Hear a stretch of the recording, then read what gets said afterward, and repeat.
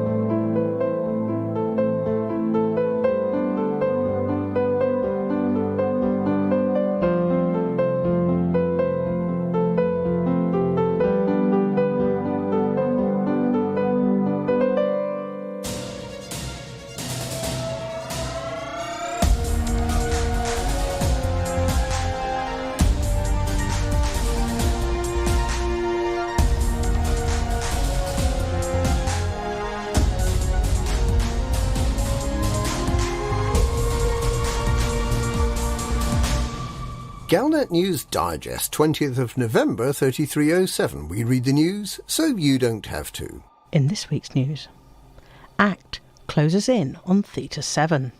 The Drifting Dredger. Thargoids make headway as Tanner arrested. Cat steals robots. And other stories.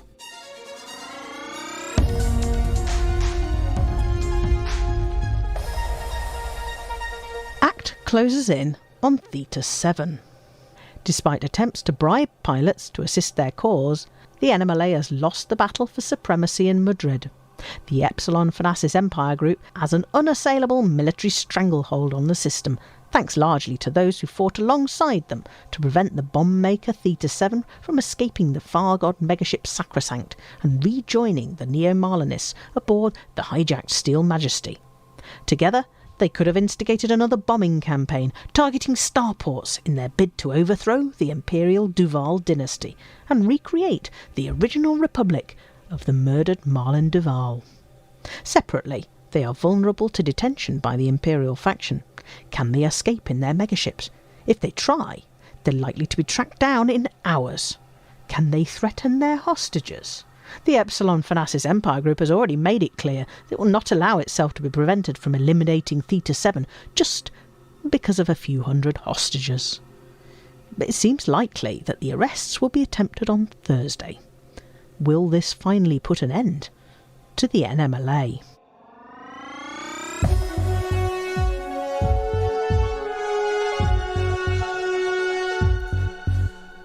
The Drifting Dredger.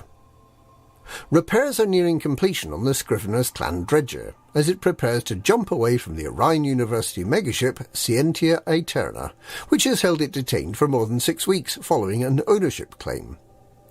There was a huge turnout of pilots wanting to both contribute to the Scrivener's Knowledge Core and to repair the dredger. Orion University has given up its claim to the dredger and has also admitted that it cannot persuade the Scriveners to allow Orion University staff on board to participate in the scientific research of the clan. The dredger and its precious information are soon likely to jump away into obscurity. There have been reports that the Scientia Aeterna has been manoeuvring closer to the dredger, perhaps to mass lock it. The two ships certainly seem very close when viewed from the bar, but there seems little concern from those on board the Orion University ship about the imminent departure of the ship they were sent to reclaim.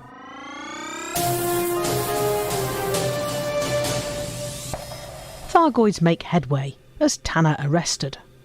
17 systems are suffering Thargoid incursions, according to Thargoid Watch, and most of those systems still have a massive presence. The Thargoid presence in systems invaded in the 5 weeks since Salvation used his secret weapon to clear Thargoids out of Cornsar appears to be far harder to shift than previously. Work is underway to clear Pleiades Sector PD-S B4-0 of Thargoids, and it seems feasible that it can be achieved this week. However, if 2 or 3 more systems are attacked on Thursday, we will still be losing ground to the Thargoid invasion. Admiral Tanner, who believes that Salvation provoked the Thargoids into this far more stubborn and hard-to-shift invasion by the use of his super weapon, is to stand trial for mutiny after he unilaterally attacked Taurus Mining Ventures in T-Tauri in a failed bid to find out more about Salvation. If convicted, he is likely to remain in prison for the rest of his life. The consequences for Aegis and Salvation could hardly be more significant. With Tanner out of the way and the Bauman report likely to castigate Aegis's poor management, Aegis will be a spent force. And Salvation and his secret weapon will have become the only option for repelling the Thargoid invasion. Within the last 24 hours, the Federal Congress has been considering whether to remove funding from Aegis entirely, instead using the funds to support the development of Salvation's super weapon. And military support for Salvation may be provided by both Imperial and Alliance navies. This is all despite neither the Federation, Empire or Alliance having any idea who Salvation actually is. Meanwhile, the defunded and partially suspended Aegis continues to do its job as best it can by providing the repair and rearm megaships in systems that have been invaded by Thargoids.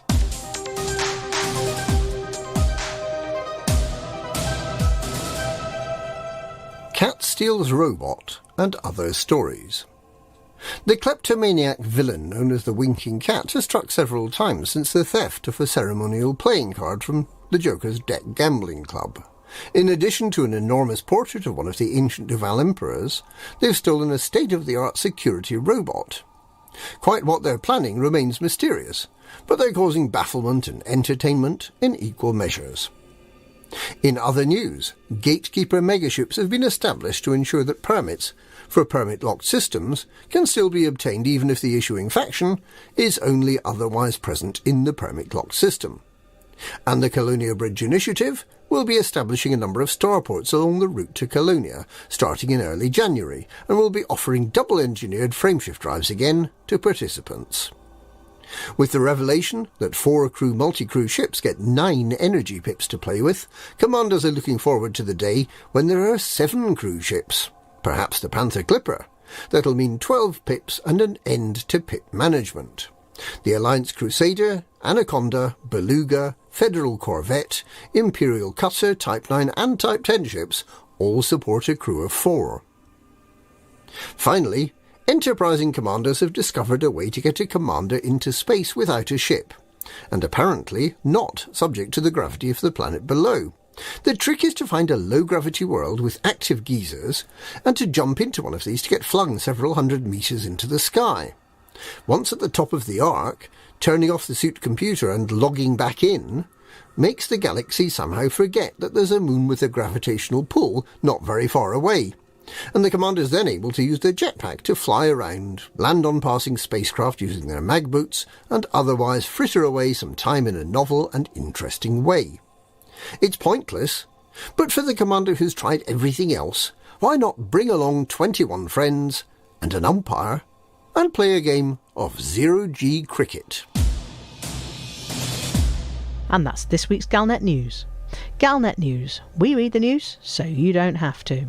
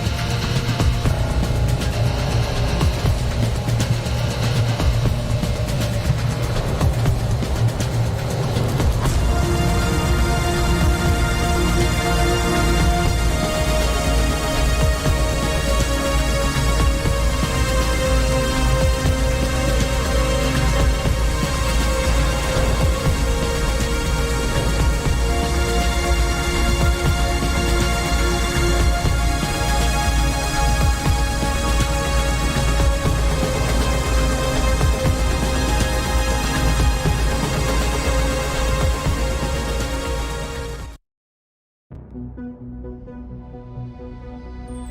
Lave Radio Project was our last best hope for news. A self-contained podcast 2 hours long, located in neutral territory. A place of nonsense and innuendo for forum dads, community members and developers. A shining beacon in space, all alone on a Tuesday night. It was the dawn of the 3rd chapter of Elite. The year's space legs came upon us all. This is the story of the last of the Lavian stations. The year is 3307. The name of the place? Lave Radio.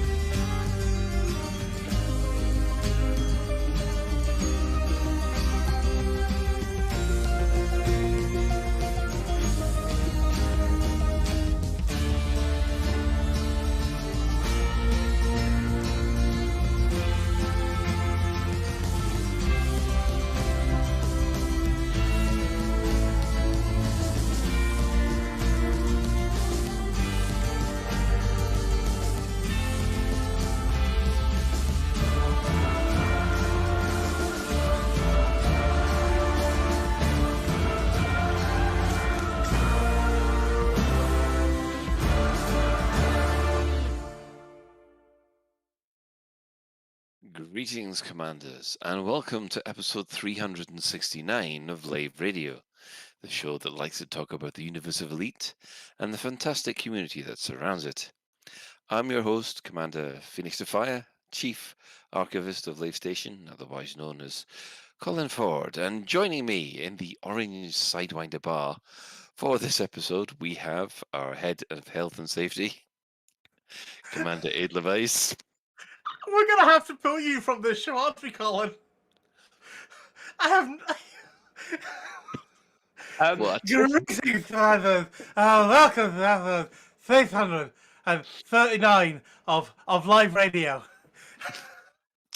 Dear listeners... Colin's had a great afternoon today. Yeah, dear listeners of Lave Station, we're very sorry there is no alcohol in the Lave Station bar today because Commander Ford has drunk it all. Yes, I will admit to being a little bit worse for wear. I blame the Manchester Christmas markets and a vast amount of mulled wine. So, yes, joining us, we also have our Head of Health and Safety, that's Commander Aid Levice. Yeah, I'm still here and I still think we should pull you. You'd probably enjoy that, wouldn't you? No, not at the moment right now. We have our Inhuman Resource Director, Commander Shan. And we've non-human Resource Director, not a monkey. It says it all. And we have our liaison from the East India Company, Commander Mack Winston. Hello. Hello. If you wish, you can join us live. Ben is hanging out in Open in Lave Station. Currently in Lave Station at the moment, yeah. Yeah. But if you can't get in game, you can also join the Twitch chat channel, which you can access through laveradio.com/live. Click on the live chat, and on laveradio.tv/Twitch. Oh, that's all wrong. It's twitch.tv/Lave and also on YouTube and on Facebook. Just look for Lave Radio. So, I guess people have worked out what I got up to this week. So we will go around the rest of the team and work out what's been happening. We'll start with Ben. How have you been? I can't remember where have I been? So past couple of weeks I've been up north doing DIY stuff again. We have most of a living room. We have most of a Christmas tree. That took some effort. I have a mostly happy wife, and we have no television because we opened up our television and we found out we had a crack in the back of it, which took far too long to rectify. I got back quite late Sunday, and that's basically been my life for the past couple of weeks. I've not really done anything since. I've had no chance to do any games or anything fun and exciting. Oh, I did see. I saw something in the cinema. Ghostbusters. I saw Ghostbusters Afterlife in the cinema, and I really enjoyed it. Good, because I really wanted to see that. Unfortunately, no one in the family would want to go and see it with me, which was a little bit depressing. The little lad decided that no, it was too much like Stranger Things, and he didn't want to have anything to do with that. Finn Wolfhard in it. Apparently so. Apparently that's the only reason. Right. Yeah, I know. It's no my son came along to see it, and he did indeed need some change of underwear afterwards. I am not doing a Cecil impersonation, Mr. Dower Scotsman. He's not doing a Cecil impersonation deliberately. Not deliberately. I'm managing the best I can with what I can only describe as one hell of a hangover creeping up on me. So, Mack, it's been a while since we've had you on. How have things been for the East India Company?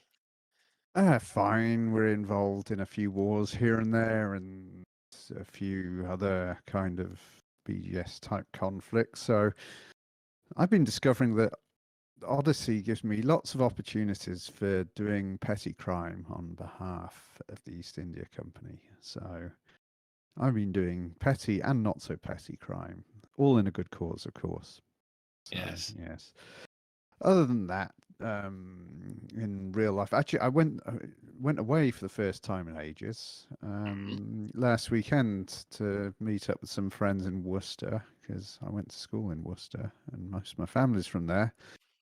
And we happened to arrive when the Christmas market was on, so the place was absolutely jam-packed with people. But it did mean 2 nights in a row I did get to drink in my favourite pub, which is called the Cardinal's Hat. It's one of those old pubs with lots of small rooms in, and they had their own cider, their own brewed cider. It was kind of like some kind of secret ritual. The barman said, "We got our own cider, you know." And they said I had to go down to the cellar to fetch it. It wasn't, it wasn't on the taps or anything like that. So yeah, that was a very pleasant and slightly alcohol filled weekend. But yeah, we enjoyed that. I've also been doing some nerdy stuff. I've been designing a board with an FPGA, which is a field programmable gate array. It's basically if you imagine a chip which you can turn into whatever device you want. That's probably in a nutshell what they are. It's basically a logic device you can program in the field, hence its name, field programmable logic device. So I've got this evaluation board, which is basically in the form factor of a kind of a fat USB stick, and it's only a little FPGA. It's an i4C HX1 case that's just over 1,000 gates. 1,000 logic gates and a bit of block RAM, and managed to implement a 6502 processor in it, which is quite good fun. I didn't realize how elegant the 6502 dates back from the mid-70s. It was like in your Commodore 64 and your BBC Micro and all that. Yeah, the 6502 is a beautiful processor. It is, because back in the day, in fact, quite recently, I've done a lot of Z80 assembly. I never really did a lot of 6502, but because I put this thing on this FPGA plus a couple of devices, a UART, so I managed to squeeze basically a serial port in there so it could talk back to the PC it was plugged into, and like a timer and a couple of other devices in there, something to flash the LEDs on the board. But yeah, I found and I downloaded CC65, which is like a cross assembler and C compiler for the 6502, and I just worked in this. I was absolutely blown away about the elegance of the design of the processor. It really is. Well, the fact that it fits in such a small FPGA, it's a study in economy, and unlike the Z80, which takes, processors now, we always think of doing multiple instructions every clock, but back then it was kind of the other way around. Most processors took several clock cycles to execute an instruction. and the 6502 is remarkably quick. It doesn't need many clock cycles to, compared to the Z80. And this particular implementation is quicker still because it does a lot of the single byte instructions in a single clock, which the original took 2 to do that. So, but yeah, I was pretty impressed with it, to be honest. Back in the day, I always thought, well, it's only got 3 registers. How can it be any good? But once you realize, once you understand things like the addressing mode, particularly the 0 page, it really is a thing of beauty. And the addressing modes are also very regular amounts. There's not so much farting around. You have to do a lot of farting around with this at 80, I think. But the 6502, I thought I was very impressed with it. Anyway, so I'm probably being extremely nerdy here. But yeah, it's basically the one that there's the same guy who put on GitHub a Verilog. Verilog's a hardware description language, because when you one of the things with FPGAs which can kind of get you is, especially if you work in software, is it looks like you're writing software, but you're not. You're actually describing hardware, and it's very and there is a bit of a learning curve. And with a lot of with Verilog with Verilog, for instance, it's very easy to write perfectly valid code that cannot be synthesized into an actual device. So it's quite easy to write something that simulates just fine, but when you try and actually synthesize it for a device, it doesn't work. And then, of course, you got real world, you got timing, you got to get timing issues and all that kind of thing. But yeah, it can be quite an interesting challenge. So yeah, I've been enjoying that. I need the thing is, I need the 4K device, but the global chips shortage means that it's sold out everywhere. I mean, all your usual electronic suppliers, like Mouse, RS, Final, none of them have it in stock. But that's what I'm going to put on my eventual board when I get the board. I can get all the other chips, but just not the actual one I need. So, which is out of stock till January because of the chip shortage. Yeah. Because this thing's probably in a lot of things, and everybody's buying them. So yeah, it's not just video cards. Yeah, the semiconductor situation does seem to be quite a bit of a shocker at the moment. I mean, that takes me back to me looking over the manuals for the Amiga and the 68000 processor, and I just looked at that and went, nope, I'm sticking with C# or C++ as it was. Was it C++ back then? Or was it just straight C? Straight C. I don't really like C++ Bloody very much. I prefer, if I'm going to write, I prefer straight C. I always find that, I don't know, especially modern C++. I'd rather do Java, to be honest. Which reminds me, I find it kind of horrific when I'm doing Java, because you're using things like Hibernate and ORMs and all that kind of stuff, which is abstractions on top of abstractions on top of abstractions. And the assembly language programmer in me is just going, oh God, this is horrible. How can this ever have any kind of performance whatsoever? So yeah, anyway, I'm probably confusing a lot of the audience now with talk of arcane things like assembly language programming. But anyway, there you go. Yes. I don't think anybody really needs... Does anybody actually still deal with the ones and zeros these days? I don't think they do. Anyway, let's see what I've been on about for the last week or so. Obviously doing an awful lot of Elite. Basically, thanks to a lot of people who followed me on Colin for Colonia on last Sunday, as I managed to scan. I think I came across one gas giant which had 8 moons around it, each with 5 biologicals. So I was scanning each of those in turn before moving on to the next system.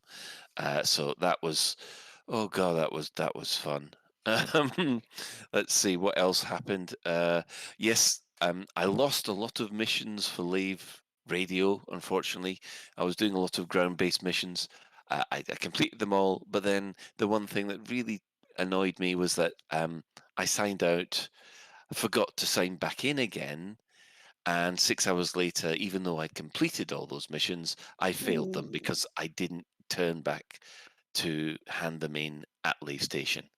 And that really is one of the things that winds me up at the moment.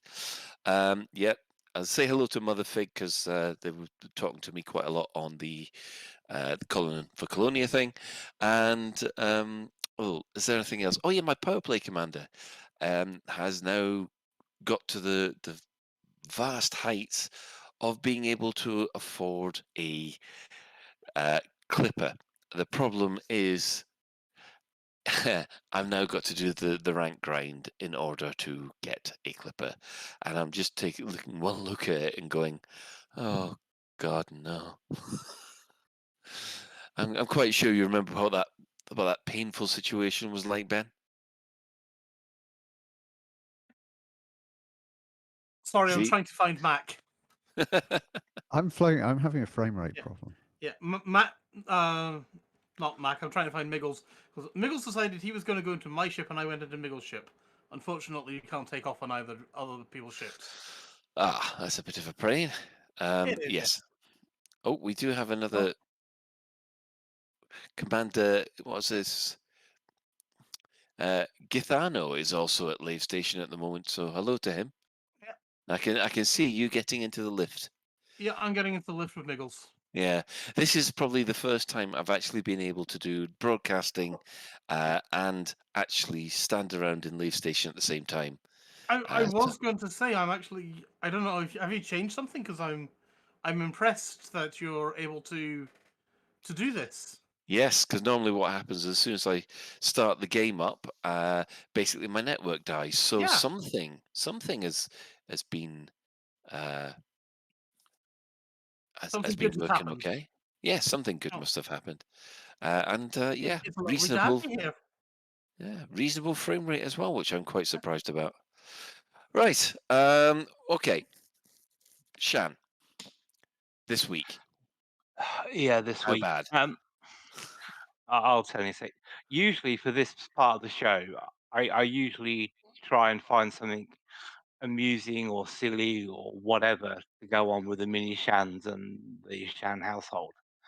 But this time, I had to be the grown up and have some really quite not nice conversations with the family.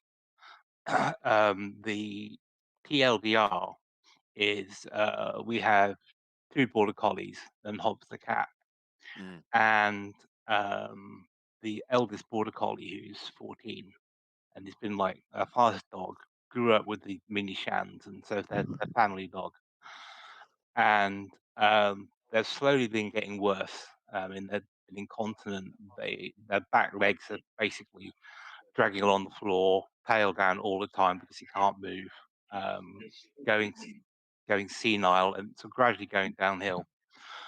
But this last week or so, the decline was dramatic. So the discussion we had was, well, what do we do about it?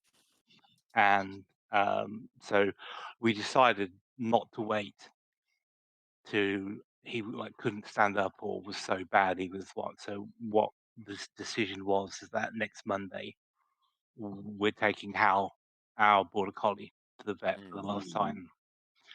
And in between now and then, we are giving the family time to say goodbye to him. And basically, because if he got to the point where he died or was so ill he couldn't move, they wouldn't get that chance. So sorry guys, there's no fun Shan stories this week. I kind of had to be the grown up. Yeah. The one thing that I would say about this, I mean, we came to a point where we had to put our gorgeous golden retriever to sleep. And the one thing that the vet said to us was that it would appreciate it if we stuck with him, even though the injection was administered, because the last thing because one of the things that the vet finds quite heartbreaking is the fact that the injection is administered and there's no one around, and the poor pet is looking around going, where's my friend while all that's happening. And apparently it's of great comfort to the pet if you are there. Yeah, that's what the plan is, and we're fortunate in that the youngest, Mini Shan, is on leave until the new year, so all of us can come. What we don't know was whether the COVID restrictions and whatnot will override the desire or the desire and ability for us to be with Hal at the Yeah. end. But I'm hoping they can, they understand and things like that. I mean, goodness knows what it must be like for people to lose people and not be able to see them, let alone their pets. But so we shall see. We shall see. But I mean, that was kind of the decision, really, because what swung it was we have a vet friend of ours, and we didn't ask them what would you do, kind of thing. We just talked to them about the subject, Yeah. and the thing said is you have to look at the dog's quality of life as well as yours, Yep. and ask yourself, well, how many how many of his days are good days, and how many of his days are bad days, and are the bad days outweighing the good days? And we kind of had to admit that his bad days were way more than the good days. Because I mean, realistically, it's a horrible thing to say, but for example, he can't hold any urine or things at all. He'll just do it on the laminate floor. He'll poo in the middle of the room, and the only way you can manage that is to put him outside. But then with Christmas, we can't. A, you can't have him outside, and B, then you can't have it around the uh, Yeah. around the floor. So yeah, it's not been a nice week, to be fair, and we're just all kind of mentally steeling ourselves for Monday next Yeah. week. But he's been a great dog, and we've loved having him, and he's loved being with us, and that's all you can ask for, really, for a pet. Ben. Just a question and something I've thought about often is we all I think we all pretty much unanimously agree that it is more humane to put a pet down. Mm. Why do we not agree it's not equally humane to put your grandmother down? Let's save that for an offline conversation, Ben. Yeah, that is that is that's Lave Radio Dark for your dark No, phone-ins at a it later is. point. It is something that I've often thought about, though, because I know I've had relatives who have gotten very, very non-happy and not happy with their life and very suffering, and they basically had to suffer in horrendous circumstances for months. Mm. I think that's a subject for when Colin's not drunk. Ben. Yes. It possibly is. To be fair, I but I I, it, I think in my present state, I don't think I'd be able to handle this kind of heavy conversation that would entail. I have an Yeah. opinion on this, which will probably be a bit surprising, but not in, not yeah, tonight, guys. Come on. yeah, in this case with Hal, it was like he's not going to get any better. It doesn't matter how much medicine you're pumping in because it's a degenerate nerve system Yes. illness he's got, and he's possibly got a brain tumor and he can't digest, he can't absorb nutrients from his food as much, so he's always hungry. And you think that you just have to say, how were you a great pet, but it's time for you to go. Yeah, it's pretty much the same situation with our the aforementioned golden retriever. I'm afraid to say, it basically his legs just stopped working, and he was dragging himself all over the place, and he was obviously in a lot of pain. And we thought that's not fair on him. And if it wasn't the fact he was a pet in nature, he wouldn't have lasted that long anyway. Well, that's the But thing. It's like he's not showing any pain at all. They mm, just, and in his mind, part of his mind, he's still a 9-month-old puppy. He still loves trying to chase the ball and whatever stuff he used to love doing. He having still fun loves with doing Hobbs. that. Well, he Yeah. can't get near Hobbs because he can't move, poor thing. But Okay. so in his mind, there's nothing wrong with him, and that's what makes it all more heartbreaking, really. But anyway, Right. Well, we will leave the sad subject and heavy decisions behind for the moment because let's go on to the development news. Well, tonight's in-game activity is Ben running around with Miggles, I do believe. So yeah, and I just found out Miggles is very, very wanted, apparently. he's very wanted. He's very wanted. Oh, right. Like I said, I'm hanging around in the Lave Station bar. So if you want to pop over and give us a wave, I will try and wave back during the show. Right, let's have a quick look at the development news or what have the devs been up to this week.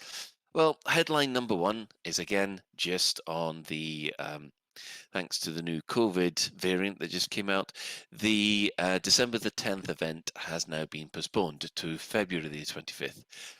Those people who have bought tickets can either carry them over or get a refund. However, Lost Hotel bookings will not be reimbursed by FDev as train tickets won't be.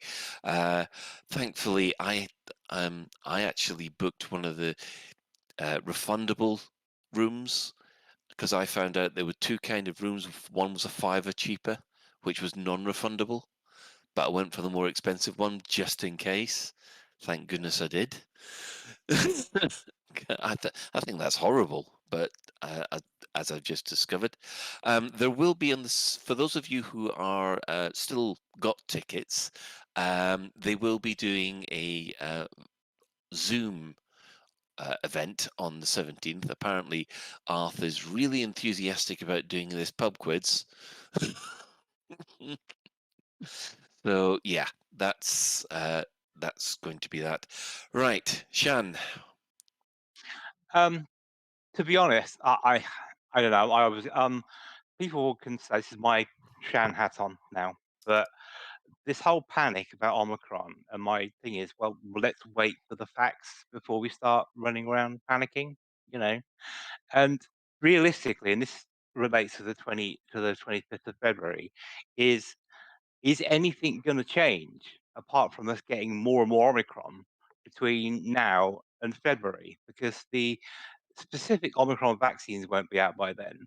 So what's to stop the 25th being cancelled? In fact, I would say the 25th is in more risk of being cancelled than this one was, simply because of the there's more of it around.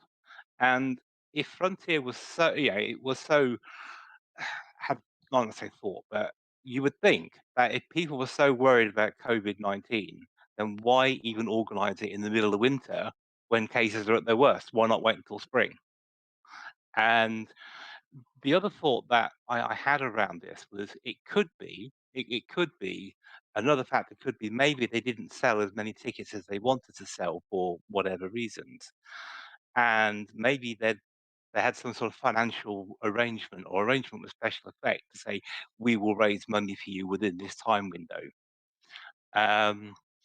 So with that in mind, I thought, well, if I was planning it, what would I do to raise money for Special Effect and not have this sort of this risk and this messing about? And I came to the conclusion that what I would do if they have to have it this side of the financial year is I would in the store I would make the Cobra Mark IV be available to buy in the in-game store and give the Yeah, but they prizes to can't do Special that for Effect. legal reasons. Why not? Because they basically said the Cobra Mark IV was an exclusive one-time thing for the PlayStation They've said launch? lots. Oh, let's find a way. If there's a will, there's a way. Well, Is what I'm what saying. they could do is actually put out the Cobra Mark V, which is exactly the same as the Cobra Mark IV, Yeah. with one small slight change. You could make Yeah, it exactly. make it the Cobra Mark IV-A. Yeah, something like that. Yeah. Yeah. So I'm the saying is, Canadian version. However, I will say, I will say that as far as the tickets not selling, I think the tickets were selling just fine. However, when this was originally arranged, the situation was exactly the same as it had been for months. And yep, the Omicron variant came along, and cases of Omicron have appeared in Cambridge, and they were not taking any chances. Yeah, There were I two, know. and how's that going to change in With just February? as much equality, Shan, my work, we've been meant to be going into the office for about the past 2 months on the 16th of December. And Omicron variants came along, and basically our boss was like, yeah, don't bother, guys. And we've gone off and cancelled moving our Christmas party and things like that. Now, So, Shan, yeah. last year, around February the 25th, the big spike had passed, and it was plummeting at that time. Now, if it comes to the 25th and the numbers are still high and it's Omicron is still a threat, I quite expect them to put it back yet again. But So here's a hint. When it was originally arranged, Shan, there wasn't the big panic that there was now, and on top of that, things had been coasting along at the same status quo they had been for months. So they thought, let's give it a go. And then Omicron comes along, and they're not taking any chances.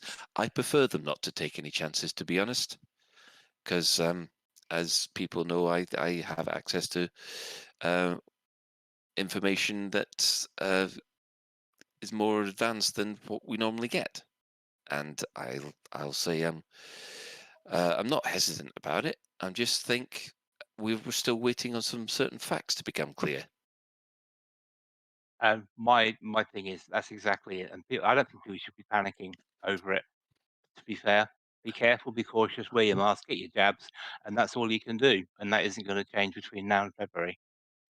Well, I think in this case, I think it's better to be safe than sorry. And by February, we'll probably know a lot more than we do right now. In fact, This we is coming from the certainly man know. who went off and spent the whole afternoon getting pissed at Manchester Christmas Market. Exactly. Exactly. Yeah. So you're so careful, Colin. You get drunk in public, and okay. I apart from when the glass came too close to my face, I had my mask on all the rest of the time. So there. Drink safely, everybody. And if you can't do that, drink dangerous. Yes. Oh, Colin was. On Thursday's stream, Arf has now shown off a couple of extra things which are coming in Update 9.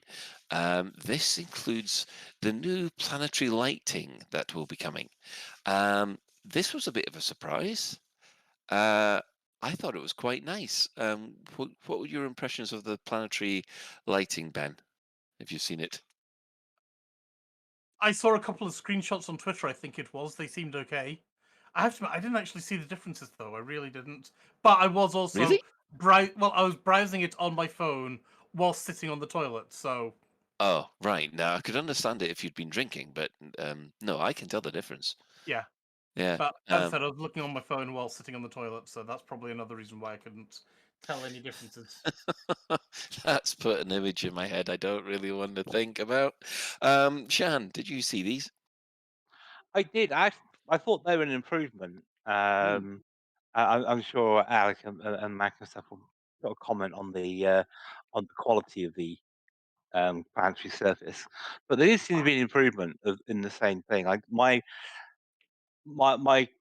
word of thought around that is did they pick special examples to show it off, and how different will the bog standard ice planet or high metal world look in this? Because when they changed the graphics in rings, didn't they? It used to be you had all this fog effects and stuff in the rings, then they took it away, and then they added it again. But where it made a difference was rarer than what it was in the place they took it away. So I'll wait and see what it's like in the systems I tend to go to. But fair dues, they gave it a good. They've given it a good pass, and we'll see what it looks like in reality, I guess. So for audio description, what have they gone off and changed? Well, effectively, when you actually look at the reflective nature of the planetary surface, it reflects more of the sunlight. So if you've got you've got the sun, the star coming through say an argon atmosphere, which is slightly green. Everything will have a kind of green tinge to it, an extra green tinge to it. The ones that they actually showed in this case, I think, were violet. So I'm not quite so sure what atmosphere that is. So it's violet on a snow world. So the snow had this kind of night violet sheen over it. I'm trying to look it up right now in the forums just to get a better look at it. It's still got the single light source, though, hasn't it? Yeah, there's always going to just be the single light source. Oh, this is the other one. The first one they had was basically through a kind of orange atmosphere similar to Mars. And if you look at the first one, the planetary surface is grey, but it looks more orange, as it should do in the new version. And yeah, the other one basically of more violet, which I think it's needed, because that's one thing that I did feel when landing on some of the Horizons planets. It did miss that kind of warm light feeling. Certainly needed.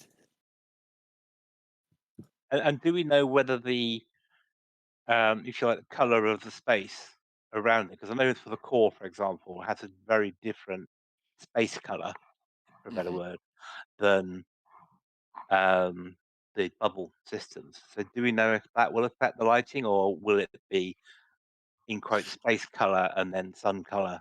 Do you know anything like that? No, we don't know anything about that. We've only got these two screenshots to go on so far, or these 4 screenshots to go on. So, although Arv has said, looking through his holiday message, that yeah, it's the lighting effects will be more noticeable when the stars are low on the horizon. So basically, when you're talking about sunsets and sunrises, that's when you'll see the difference the most. And yeah. Be interesting to see what Meteor and Hollow looks like, won't it? Which one's that? Where the planet lands on you. Oh, That's right. Meteor and Hollows, the planet that has a ridiculously high orbital speed, which is kind of, you have to kind of chase to land on. Yeah. I mean, any improvement to the lighting system is always welcome, I find.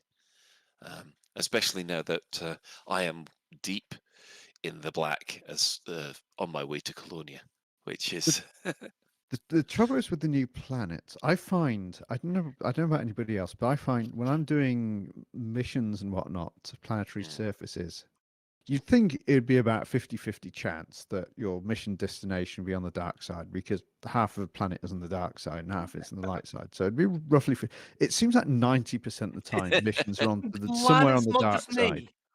No, I must They're admit, almost never. I don't know how it works. It must just be. It's got to be chance. It can't be malice. If it wasn't on the dark side, you wouldn't need the night vision mod for the suits.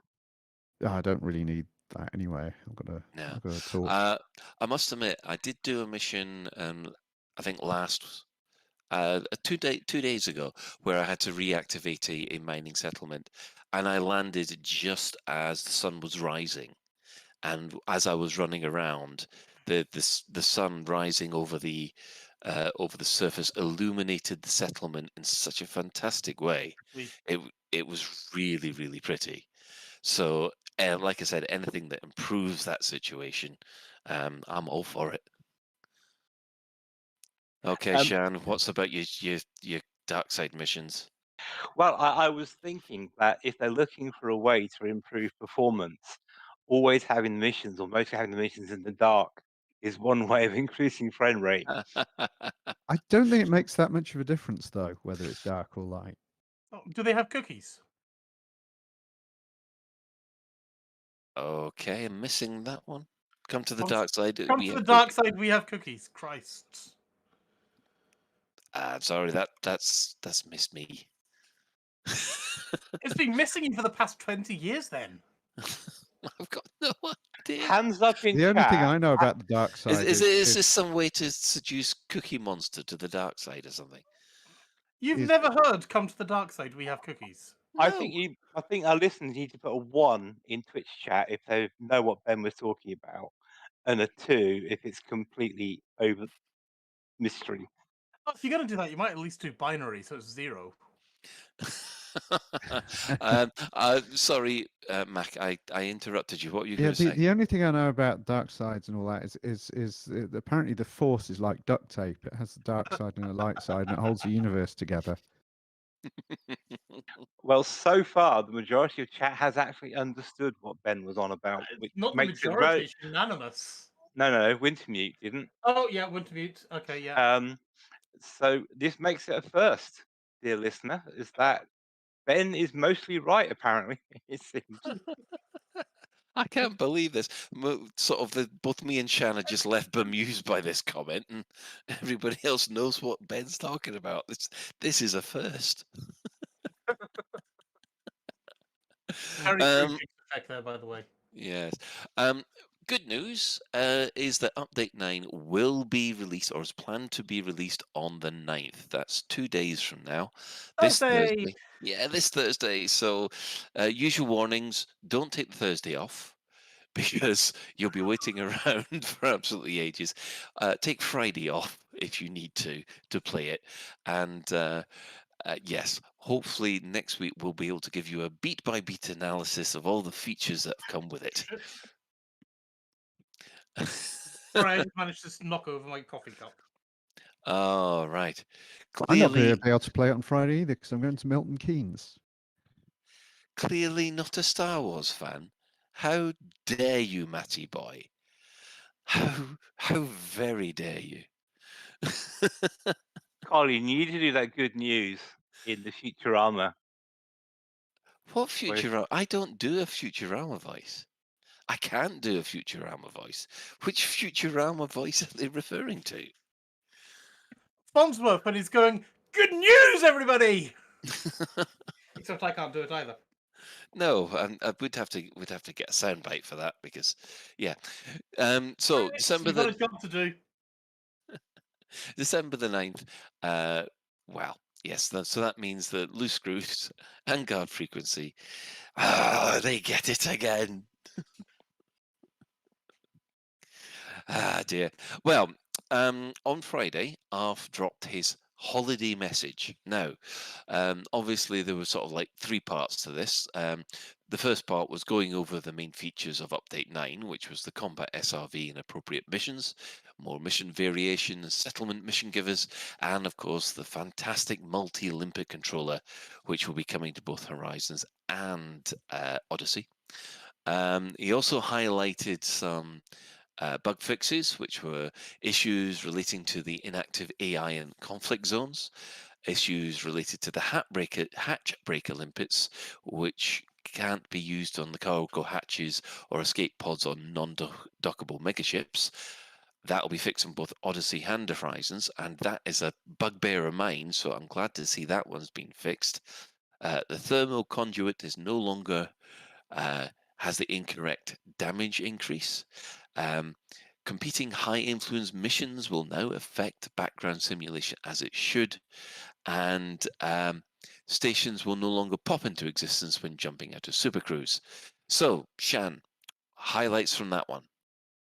Oh, I'm looking forward to the combat SRV appropriate missions. I think that will be so. Basically, the first 3 points: the multi-limpets, the mission variation, and settlement mission givers, and combat SRV. I'm looking forward to that. I think if it's done right, it'll be pretty cool. One comment on these stations no longer pop into existence. I'm a little bit sad to see that go. To be fair. What? I'm glad it's being solved because I'm sick of dropping out and then a second later the station appears when it should be right there when you drop out. Why I had do a you good think one today in Lave Station. I dropped out of Supercruise, and Lave Station didn't actually pop in until I was almost inside it, which was quite the shock. I guess that depends on the graphics and PC thing, but I quite like it when you jump out and all of a sudden you have a station in the face. I like that, or do we think that's not what mean by pop into? So are they talking about pop into as No, in graphically Shan. or What pop what they into? mean, what happens is you jump into local space, and then about a second later, Lave Station, for want of a better station, will appear in front of you. Yeah. It's not working as intended. It's a Oh, very it's blatant. like it's like Yeah. pop up then in a Yes. FPS. It's just like it. Yeah. It's just like Lave Station suddenly like it sort of decloaks or something. Yeah. Okay, I've never seen that on my system, so Lucky it's you. well. I mean, one thing I do miss about that sort of thing though is, do you remember when you used to come out of Super Cruise and you would go I love through the when you station yeah, and pop you'd out the have other that if side? you'd get that if you were navlocked to somebody. That was Yeah. great fun. I've loved that. I'm just watching Commander Gith. I think it's Githno. He seems to be doing laps. Githano. He's actually doing laps around the concourse. I don't know whether he feels he needs to get fit or whether or not he's basically doing some kind of challenge. But yeah, he's just been constantly running up around the concourse in a loop. Has he not left his glasses in the little yellow truck that goes round and round or something? He's getting up. maybe he's following them. But yeah. Oh, hello. We've got somebody wiggling in front of me here on the station Not view. Ben being bad, is it? It's not me yet. We do No, know how much Ben likes to wiggle in front of you, Colin. just no. God. We're not going there. Yes, it was someone either. I think it was yes, an Asp Mark II because of the engine things, and he's doing loop de loops, and I can see them from the big viewpoint. Yes, it is a crate Mark II. Sorry. Why did I think that was an Asp Mark II? God's truth. I am quite glad you're not flying, Colin, because I'm sure the Pilots Federation would You take my would license off me confiscate. at the moment. Yeah, exactly. Yes, yeah. There's something for everybody. Don't drink and fly. Just a small. Oh, and Colin, thing. don't change any passwords either until you've sobered up. Yes. Yeah, that'll be a fun one. The one I'm looking forward to is the more mission variation, because I must admit, I've had a couple of missions lately where I have had space interaction as well as on foot interaction, and that makes those missions feel so much better. Effectively, I was to remove someone from their existence on a station or on a settlement, and they had people trying to stop me. So I had to fight my way through them and then get rid of the aforementioned ne'er-do-well. And yeah, the fact that there was a space element to this mission as well, it just made it feel so much better. And more of that, please. That's what I really want. It's slightly Right. inconvenient that people try and stop you, though. I mean, they sort of. That's the whole point. So I have to. I have to go and run them over in my SRV. And don't they make a lovely squish noise? Yes. Sometimes you can punt them like hundreds of meters. They sort of bounce off the front of your SRV and they go absolutely flying. But the other thing is the Imperial Courier is a great ship for doing surface missions in, because if it gets a bit hot and you're on your own and you've got all these enemies shooting at you, you can get back into the Courier, and it's got a long pointy nose which you can kind of poke into places and squish the enemies with. It's like having a spear or a lance at the front of your Yeah, ship. so it's not so good, because I went down. I tried to do it in a crate one time, but it's too big. It won't get in all the little spaces the Courier will. And you sort of put the pointy nose in and sort of squish. So we're going to have to rename the courier the Space Dagger then, aren't we? Yeah. Can I just ask Chris if you can make a clip of Mack saying "won't get in the places the courier will," please? Uh-oh. Sure thing. Yeah. Oh dear. Right. Well, at least I didn't say, according to scientists, Uranus is full of methane gas. But it is. I don't see what the problem is. And I just noticed Restreambot said that Ben claimed his trousers were wet, but I'm not sure I saw the source for that comment. So Ben, are your trousers wet? Yes, I literally just spilt coffee over my keyboard, well, over my desk and trousers, and I Was did it hot type in them. coffee? Was it hot coffee? It's lukewarm coffee now. Actually, I thought it was empty, to be honest. Like a really bad boy band about to do a key change.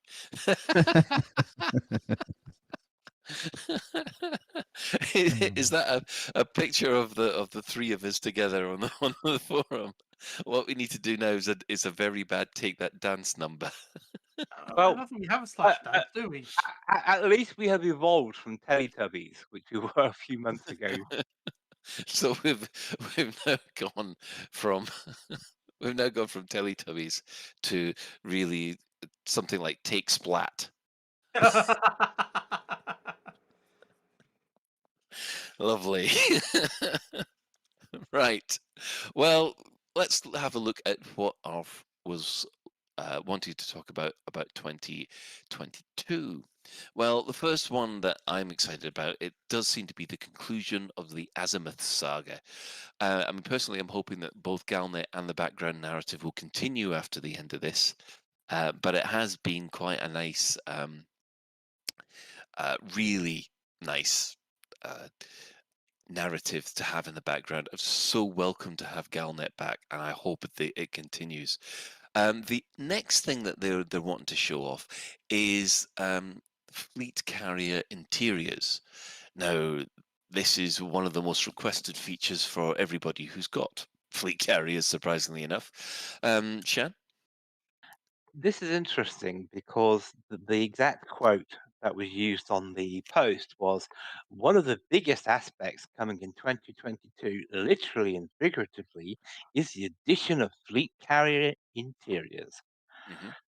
And does that make people really excited about having interior, especially when it's going to be one of the biggest aspects for 2022? I mean, I was kind of like, give me a sedative, I can't wait. You know, it was. I don't know. I was just quite worried about what that statement means, really. Well, you could put it one way, is that as soon as they said they were doing ship interiors, mega ship interiors, everyone said the amount of traffic on the forum saying, but we want fleet carrier interiors, was unbelievable. So they've listened to the community there and have started to put it in. What I'm hoping that they do is for the fleet carrier commander, they have their own little private area where they can put and customize living quarters or something like that. That would be nice. We'll have to wait and see. Yeah, I'm trying to think what I think about that. I mean, these fleet carriers, they're equivalent of the big freighter that you get in No Man's Sky, isn't it? Yeah. Only you get them straight away. You get the big freighter straight away. You don't have to grind out 5 billion credits, or really 7 billion credits if you want to keep it. Well, because I'm assuming these would be then customizable via arcs. That's what I was hoping. It feels like it's maybe a way to milk the whales even more, maybe. I think you've been in Star Citizen land too long. No, I'm just thinking because you got the guys who are, they've gone off and spent however many billion to get the fleet carrier. Mm-hmm. And then only those people then can customize their bedroom.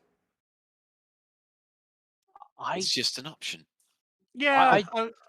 The thing is, lots of people, probably a lot of fleet carriers owners probably don't have to really spend real money, because we're talking earlier about how people got mountains of arcs, and Oh, that's a nice ship coming through.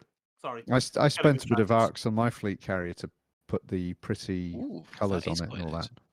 Now everybody's looking out the window. I'm going to have to look out the window as well. the speculation I have though with what you just mentioned about having a fleet carrier owner's lounge or bedroom or whatever is that's quite a lot of work for a rather limited use. And once you've got the ability to customize a room, it's not too much of a step to say, okay, once you walk through the doors at the back of your cockpit, you appear back in your bedroom or your room. And that would be a way of giving it to everyone rather than just fleet carrier owners. Of course, maybe fleet carrier owners, it's a bit bigger or there's a different plant or something different about it. But fundamentally, once you've done the coding to be able to allow someone through into another room and have that room customized, just in It's a my good, amateur way of thinking, it could be doesn't a seem to be stepping too stone. much of a stretch to make to do it for all ships. And Yeah. I don't know. I Yeah. don't know. If it's just fleet carriers, I'm a bit meh about it. It's kind of like, yeah, that's not really what my number one thing I'd want them to do in 2022. Yeah, I mean, I must admit, I'm with Matty Boy in this. For someone who is too poor to own a fleet carrier, it does mean absolutely nothing. But we do know that they're actually adding new parts to the fleet carrier, because not only do you get the concourse, you also get the fleet carrier bridge, from where you're able to watch these hyperspace jumps, which everybody has been wanting since they first saw them. Since ever. But Yeah. again, that doesn't get my pulse going. That's not what I would want the main features of 2022 to be. Yeah. Well, yeah, I mean, that is one of the things that I would highlight as well. I mean, it's great for people who have got fleet carriers, but last time I checked, there's not that, well, they're not the vast majority of people. On the other And hand, the interiors coming will hopefully mean we can get an Apex to a fleet carrier, because there are many times where you've got your ships on a fleet carrier or on your own fleet carrier, and something goes horribly wrong during a on foot mission, and you need to get an Apex taxi, and you can't get an Apex taxi right now back to your fleet carrier. No, that would be handy. I must admit, that would be handy. Shan, you were about to make one final point.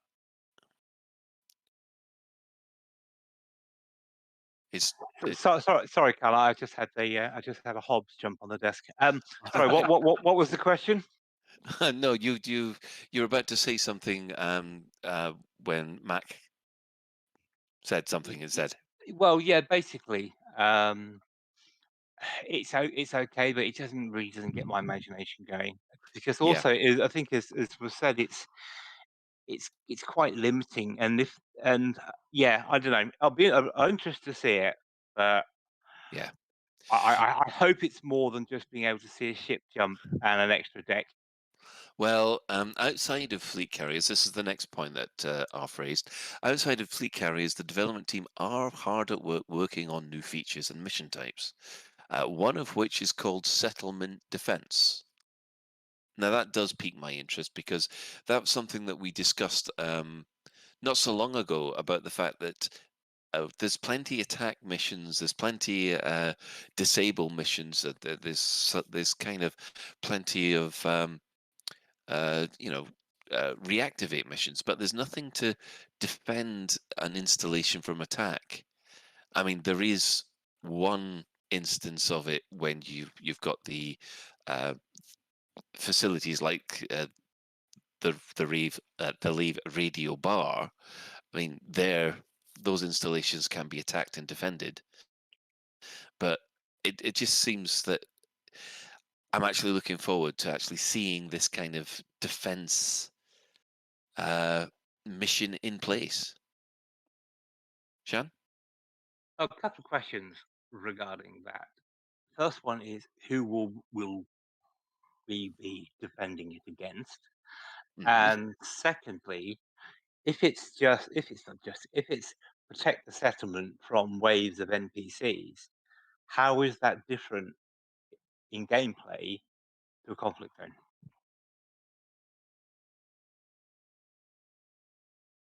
Well, if it's just you doing the defense all by yourself, you don't have any NPCs helping you out. They're the most lazy base people ever, and they deserve to die if they're not going to help me out to defend their homes. I would hope you'd get the security team helping you out. Now they'll just sit there and watch.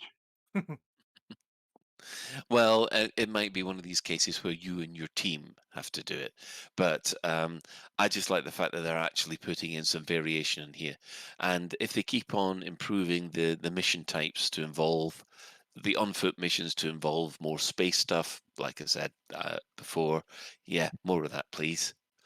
I mean, the next thing that they have said is that they're also reviewing and assessing a number of areas that you, the community, have raised, such as the engineering process. However, they're going to leave these details until January. So they're saying that's a case of saying, right, okay, we've listened to you about engineering. We're going to touch on other things in the future, but we won't be doing that until next year. I think we kind of expected that with the engineering things. We didn't expect them to go in straight away, but I know that there's a lot of people on the forums who want power play and CQC looked at and have been screaming about that for, I think it's 5.5, 6 years. Crime and punishment is also another one which really needs another pass. Shan? Well, I think with the engineer details, it's only really fair we wait to see what they say for January on that.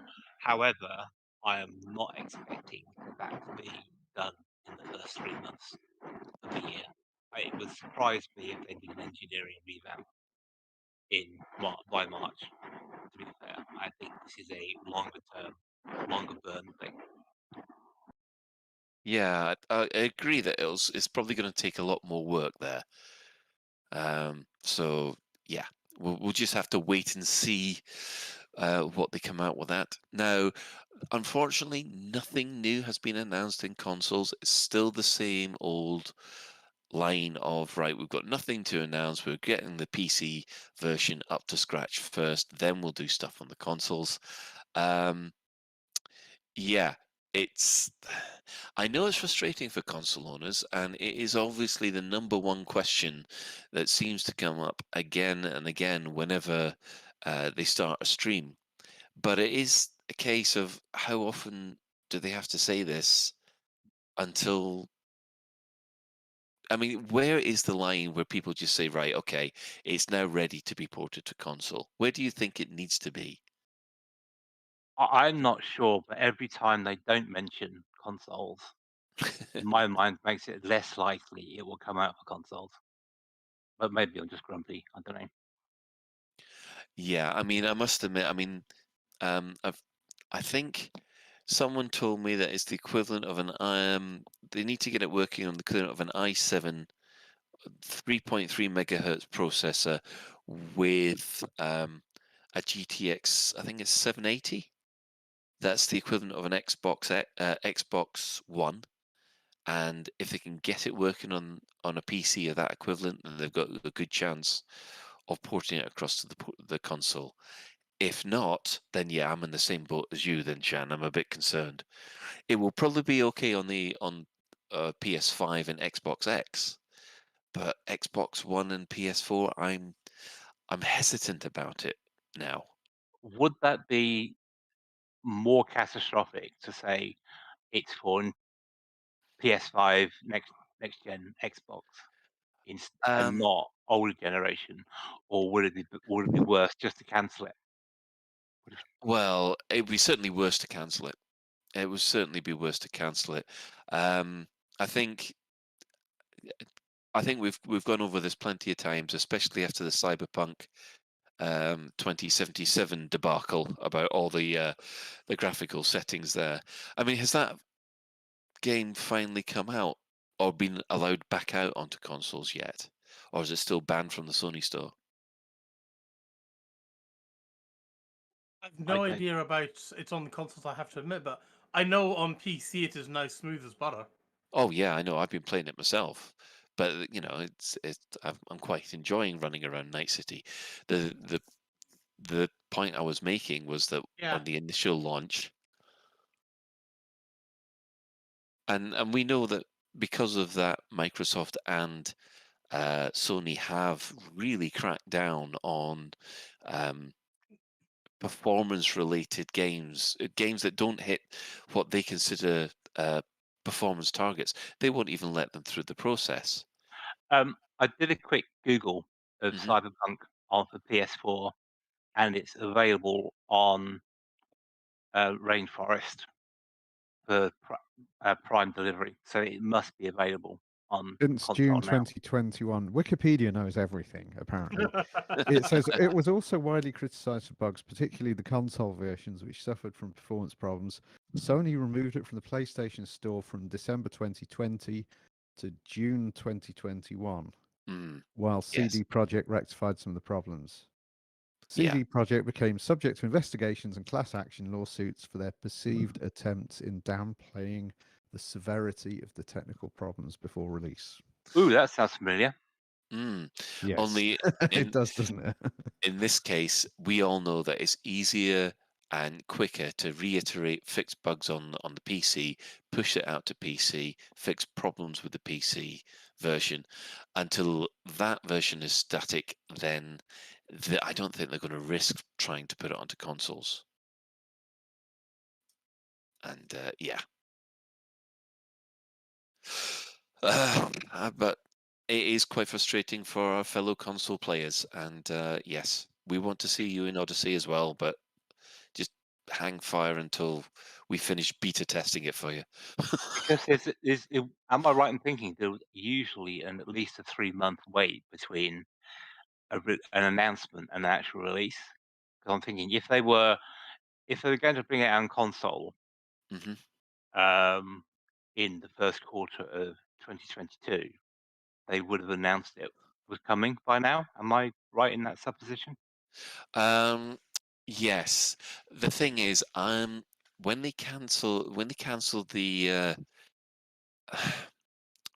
when they actually said, right, okay, we're putting the console version indefinitely on hold while we get the PC version up, they did seem to slash the projected earnings by the same amount of the console owners.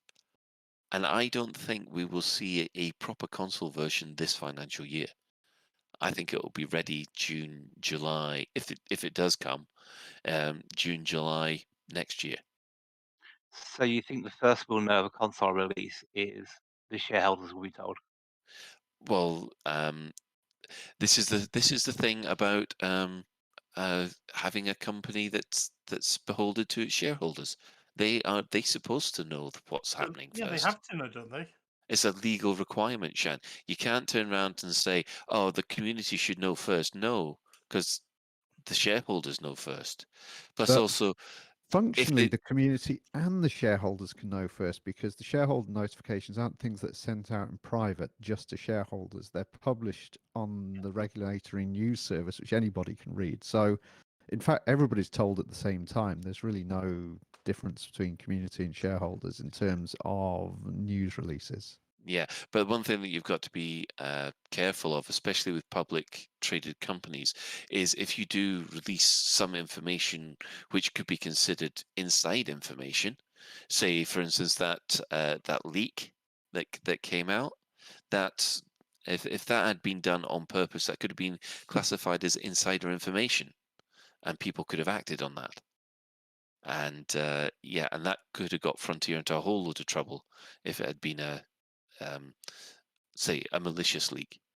This is the thing. It's a lot more difficult for a company that has shares and has to answer to the city when dealing this kind of thing, and that's one of the reasons why we get the very frustrating.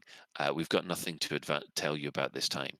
We've got nothing to tell you about this at this time because there is that's one of the restrictions that they've got to put in. I hate hearing that. I am so sick and tired of hearing that, and I must admit, I think when when poor Stephen and Will were there for that horrible dark period where everything had gone dark, that's all they said, and they couldn't say anything else really.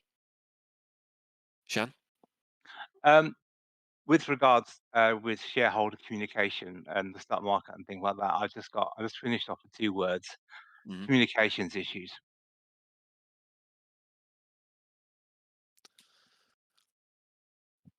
Fine. Now, the other thing that Arv did mention is that the development updates that we've been getting at the end of the month, which we've been so grateful for, actually, because that's one of the things that's kept a lot of hope going. They are going to be updated or resumed rather at the end of January 2022. So it'll be back to business as normal. Then it's just it's Christmas, and that always comes a problem. Go on, dev statements. Yeah, I'm just wondering the dev statements that we've been seeing. Do we feel they've had enough detail in them? Have they been about the right? Could we do with more? What do we think of the format and the quality, etc., of what we've seen so far? Well, Realistically, and obviously we can't expect them to give. It's going to be March the 25th when we get whatever. We can't expect that. But I'm just thinking of the general level of detail. I think it's about it's about right. I think just gives you enough an idea. It gives you enough reassurance that um, that they're progressing. It doesn't. It there's sometimes you get frustrated that you don't think they're progressing in the right direction, but at least we know that the game is still being worked on. If we go back to the dark days when Will and Stephen were having to say that we've got nothing to tell you at this time, we would have killed for just a minuscule of that information. What do Ben and Mack think about that? Yes. Totally and utterly agree. Yeah, I mean, I feel for the CMs. I really do. But I'm not saying anything new there. No. Just like the CMs ain't saying anything new, frankly. I mean, the one thing that has, I mean, I know this is just because of the timing, but it does feel like update 9 has been coming a lot longer than the other updates. And they've been kind of going over the same stuff again and again. It's nice to see, and it was a pleasant surprise to see the new lighting, because that was that proved that there's more than just the SRV and the missions coming. Do we think the reason for it's update 9 seemingly being coming forever is because it's the first one for a while? We've actually got something new to play with in terms of vehicles and SRV. I'm just wondering if that's a big part of it. Well, to be honest, there was new things to play with in the other ones. I mean, there was the extra crew seat in one update. There in another update, there was the defense turrets in combat zones to stop the ships dominating the combat zones, and also we've now got enforcer people that will take out SRVs with rocket launchers. Those weren't in before. That's all been new stuff. But I do take your point that this is the first sort of big chunk that people have been waiting for. A new SRV has been requested for ever since Horizons came out, and yeah, I think there's going to be a lot of interest in to see what happens with this. One of the things I did, and don't see it in the show notes about the new SRV, is apparently it will fit in an existing bay. Yes. So you don't need to have a bigger garage for your. No, but That's a apparently, relief. yeah, apparently the new SRV will fit in a class 2 bay. You don't need to worry about. Um, you'll have to obviously take out your old SRV and put the new one in, unless of course you've got what is it, a class 4 which can hold 2 separate SRVs. Yeah, what I'm wondering how resilient this thing is going to be. Not against combat damage, because obviously it's going to be more than the Scarab, but actually in general terms of mucking about, jumping off cliffs, and all that sort of thing. Because a lot of explorers, they'll take a class, the smallest SRV bay, just so they can fit one in Mhm. because of weight and stuff like that. And if this turns out to be more resilient, and I'm wondering if the weight of it will increase though. It's thought. I'm sure Alec Turner will find out how resilient it is. Yes, he will test it to destruction. I'm quite sure. Yeah. So, I think that covers the ARF's ARF's holiday message so far. We have had messages from Bruce on the 6th that the memorial boards will be updated or have been updated with the latest batch of commiserations, I guess. So if you wish to check out the memorial boards, they will be updated with the latest. Shan? Do we know if these are new beacons with new memorials in there, or have they appended the They've new ones? appended. It's still the Right, same okay. 6 beacons. There's just an awful lot more names have been added. So have they alphabetized them, or are they still in the same order? Because I mean, it's an obvious question. Because if you're looking for a loved one and you know they've been updated, eventually, if you're going to keep doing this, you're going to be waiting 15 minutes to get to the name you want to look at, and you just have to keep scrolling. You know, it's almost like looking for the name on a film credit, isn't there? You just have to keep sitting there waiting. And I would have thought or hoped maybe they'd eventually put in new ones to prevent sitting there waiting for 10 minutes waiting for a name. Well, I've never looked up the memorial board, so I'm afraid to say I've got no way of telling you. So yeah. I know it's not going to happen, but what I would actually quite like is Shan, I know you guys have watched The Expanse, but I love how in The Expanse they basically flick somebody's photograph at a memorial board, and then they kind of hover there, but then the photos get overridden as time progresses. And I think that's quite an elegant way of dealing with it. I quite like the Arnold Rimmer solution, where you just go to a planet and there are millions and millions of little Arnold Rimmer. Gravestones. Yeah. You mean Yeah. like a graveyard around, I don't know, a planet called Tianisla, perhaps? Yeah, and something That'd like be an that. idea, Yeah. yes. Yeah, that might be an idea. Oh, yeah. That'd be Crazy talk that is. I mean, I still can't believe they haven't even put the memorial board there. But Yeah, I'm scared to I opening don't that. understand. I'm scared of opening that can of worms, to be honest. How about asking them when we have the Frontier Community Meet in July? What, LaveCon? Yeah. I do believe that Ben has asked that question for the last 7 years. Oh, that is my question that has to be asked at every Frontier Q&A panel. Yes. And every time you just get this bemused look back at you. Oh, the problem is Mike Brooks knew where we were coming from, and I think he had a plan.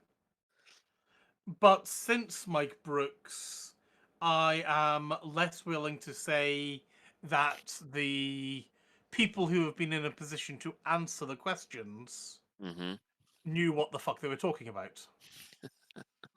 Well, really, the subtitle for Odyssey is Elite Retcon, so I'm not really expecting it to come in there. To be fair. Yeah. Thought you said something else for a minute. No, retcon, not no, we're not. No. Yeah. No, we had enough of that filth last time. Anyway. What filth are you talking about, Colin? I wasn't even here for this. In-game events. Now, what has been happening this week? Not much, actually. On the 2nd of December, the NMLA were defeated wholeheartedly, almost 3 to 1. Also, the NMLA people who took over the megaship have been promptly kicked off the megaship, and that has been returned to its Imperial Masters. However, Theta 7 is still on board the Far God's cult ship, which is still in system. So if something's still going to happen there, I've got no idea. We'll just have to wait and see. On the 2nd of December, 3307, There is a community goal to celebrate that there is the first male heir of the Duval line. So there's a lot of rare goods to be shipped. And depending on how well you do, you will get a free Imperial ship. I think 70% you get an Imperial Eagle, 25% you get an Imperial Courier, and the top 10 commanders will get an Imperial Clipper. So good luck with that one. Shan? Well, we were talking earlier about getting a clipper without doing the rank grind. Well, here's your chance, I guess. Yeah, but only 10 of you will get one. Well, do you remember that there's been a number of occasions where that's impossible in game? I mean, I got my clipper because there was a bug in the early release of the game. I think it's when it came out in I think January. I think it was December 2015. There was a bug that if you went to a certain stations in Imperial space, you could buy a clipper without needing the rank grind. So I got my clipper that way. There was a CG early on. I think it was when Hengist Duval snuffed it. That's right, because you could get a clipper, couldn't you, for cheap? Yeah. It was 14 million, I think it was, and you didn't need the rank grind for it. Yeah, because I didn't have the rank then. That's how I got mine. Was through that. I missed out on that by 2 days. I thought, oh right, I didn't have enough money, so I was trying to basically get enough money to get the clipper. But by the time I'd got there, basically the reward period had ended and the rank grind was back in place. What I should have done is I should have sold my T7 and just flown about in the Cobra, and I would have had enough to do it. And well, I've got a clipper now, but it was very galling at the time. Shan? No, I was going to say that was what I remember getting my clipper for. It was a bug, I think it was, and I was also going to mention about the male heir thing. Do we think that's a plot point that will come later, or do you think it's just like an aside? Oh, we'll just toss this in. Do you think they'll have the Emperor snuff it or something, and the baby takes over, or could it even be it's not a legitimate heir, and it was like Well, according to the lore, the imperial hierarchy place a lot of weight on the fact it's got to be a male heir. The emperor is supposed to be male, and of course, the present emperor, who is not male, is the first one to be obviously female. So there's a lot of traditionalists within the empire that want to have a male emperor yet again, and that could be a factor. We'll just have to wait and see. But do we feel they're kind of missing a chant and missing a trick here? I know it's the empire, and I know it's supposed to be old-fashioned and stuff, but I'm surprised they are not making a non-binary emperor or someone or not identifying as a different. This is not Star Trek Discovery. I'm just thinking of FDev, actually, it's a bit missing a bit of a trick there, really. I know what you're getting at, but well, we'll just have to wait and see. These things can be added in at a later point, I suppose. But just bear in mind that this character has just been brought into the world. They've just been born. Maybe it's a boy holiday, and it's a anyway. Right, fair enough. In other news, the Space Dredger has moved on from Ockhost PC-C C29 to -0 to destination unknown. The Orion University suspects it does have information about the Guardians, but that information has now been lost. However, they are concerned that less scrupulous individuals will try and retrieve that data. Any ideas who these less scrupulous individuals might be? Sorry. Ben did it. Ben did it. really. It could be Shan. Shan, I'm good. Yeah. And yeah, just to finish up here, I'm going to touch on something we normally don't. The power play placings for this this week. There's been a bit of a shake around. It used to be last month. It used to always be the Emperor, then Mahun, and then Hudson. However, things have shifted round. Mahan is now number 1, Hudson is number 2, and the Emperor is now at number 3. So things have been moving in the power play situation. But we don't know whether that's going to be the new status quo going forward or not.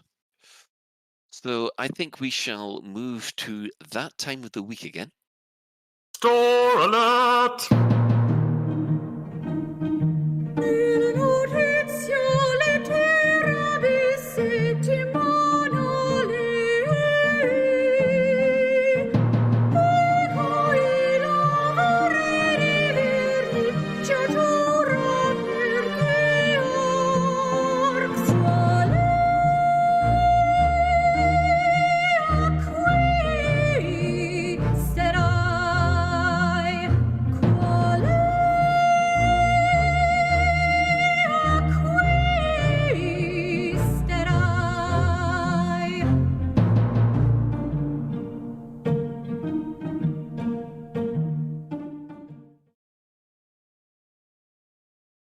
And do you want to know what the store alert is this week? Well, so would we, because there isn't. Joke. There isn't any store alert for this week. In fact, I'm not quite so sure whether or not. I think obviously the Black Friday sale has now ended, so we'll just have to wait and see if something comes along later. Did any of you guys actually get anything?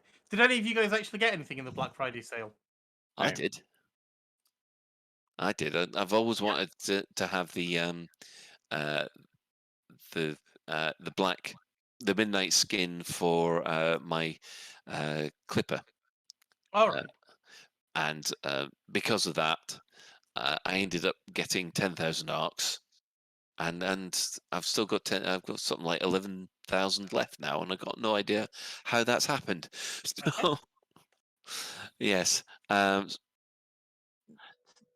first time I've bought arcs in about a year, to be honest. I was going to ask Ben what he wanted to be in Santa's sack. I want a nice, juicy Satsuma. And not a lump of coal. No, because I've been a good boy this year. They send Krampus round to him. So you want a pair of oranges, basically? No, just a Satsuma. But they tend to go a bit hard if you squeeze them too much. Oranges. You would know. Oh dear. Okay, well, I'll just leave this pointless flirting. Yeah, I mean, is anybody expecting something like special Christmas skins coming soon? Well, do you think they'll do the 12-day of Christmas event again? I think they'll probably do something, yeah. I think they will. I'm not expecting anything new. So I'm expecting the Christmas lights and the Santa bobble hat and the and that sort of thing. Yeah. Maybe a red, white, and green flight suit or something. But you know, it would be funny. Great, an elf hat, space helmet. An elf space with helmet, ears. yeah. With ears, with elf ears. With elf ears, yeah, that would be good. Wasn't there a David Braben elf one, or something? Was I just getting a bit? I think that's in your dreams, Colin. I think that's a fever dream, Colin. Oh dear. I know. I've got. I've got the cheeky Braben bobblehead somewhere else, but yeah, we've got helmets with reindeer antlers and a snowman helmet. Yeah, that could work. Yeah, definitely. Yeah. And obviously, yeah, you've got the obvious Santa suits. An elf on a shelf. That's board, I think. This is something I was able to partake in. What's Revenant Crow, the Frontier CM? did a... What was it? It was a crate and a plate, I think he did. That was it. Crate and plate. And then I kind of followed up with a couple of others. I think it was like, what was it? I wanted to do something like an adder on a bladder or something like that, or was it an adder on a ladder or something? Adder on a ladder. Oh, It's a shame we can't buy things for other people with arcs, because I would definitely buy Colin an adder on a ladder. Yeah. Or what was the other one I did? Yeah, I mean, that's one thing that they've always said that they were thinking of doing was the ability to buy items with arcs and gift them to other players. I mean, that seems to have gone down by the wayside, hasn't it? Yeah, I'm surprised for that, really. Yeah, because you used to be able to gift old skins. Yes. I've got to be very careful here before you start going off on one. It's not a euphemism. You used to be able to gift items from the store to other people. Yes, you used to be able to have gifts. Yes, but that went by the by with arcs, and I'd like to see that back. But yeah, I suppose there are other priorities, really. Yeah. Yeah, because we use that quite a lot in the EIC. We ran little competitions and things within the group, and like we could have like skins or what have you as prizes, but we can't do that anymore. Yeah, I know it is a bit of a shame. You would have thought that anything that would involve people buying arcs for the game would be actually a priority, but I guess not. I guess if you want to give someone an arc, you can PayPal them the amount of money and go. But it's not really the same, though, is it? No, it's not. It's not. Because we at Lave Radio, we'd like to give away ship skins as prizes or bobbleheads as prizes, but we can't do that. Same as the way that Mack was saying they were doing before. So would Ben want to give someone a purple python skin? No, I think that's Dave who actually has his purple python, isn't it? Well, we'll move on from there. We're going to take a short break, and then we're going to come back with a bit of a discussion. Not much of one, because we're running out of time. Are you struggling with paying fines? Do you lose sleep in hyperspace worrying about docking at the next space station? If the answer is yes, then you need to call Cowell & McGrath Fine Management Services. I got scanned while in Federation space and was caught carrying slaves. It was an unexpected expense that I couldn't afford on top of my fines for damage caused whilst docking. We can help you consolidate all your existing fines into a single large fine, payable in regular instalments at what is almost a competitive interest rate. I called Cowell & McGrath Fine Management Services, and they helped me pay my existing fines before I got a bounty on my head. They really saved my life. At Cowell & McGrath, we've helped thousands of pilots whose fines had spiralled out of control. I dared not go near a police star system. Got so desperate that I'd almost resigned myself to a life of piracy. Luckily, I found Cowell & McGrath Services before I actually murdered anyone in cold blood. No fines too big, no criminal record too damning. We're here to help you, no questions asked. Find us in the Lave Business Directory. I'd got into debt as a result of a massive counter lawsuit by Watt and Prittney. It happened because I'd taken advice on Python protection insurance from... Wait a minute! It was you! Cowell & McGrath. Minimum liability, zero accountability. Warning, balances may go up as well as down. Missed payments may lead to repossession of your ship, seizure of cargo, or the issuing of a death warrant.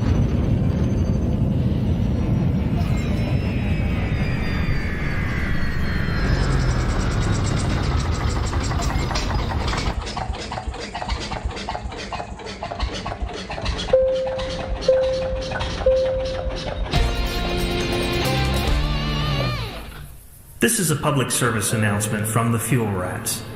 Please stop what you're doing and pay attention. If we can rescue you, we will, but you can help us help you by following these easy steps. 1. Fly 50 light seconds or so from the system's main star and drop out of Supercruise. 2. Note down the current system and the nearest stellar body. 3. If you're on emergency life support, log out immediately. 4. go to fuelrats.org and click Get Help.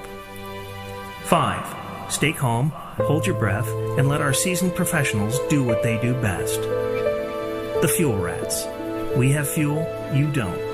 Any questions?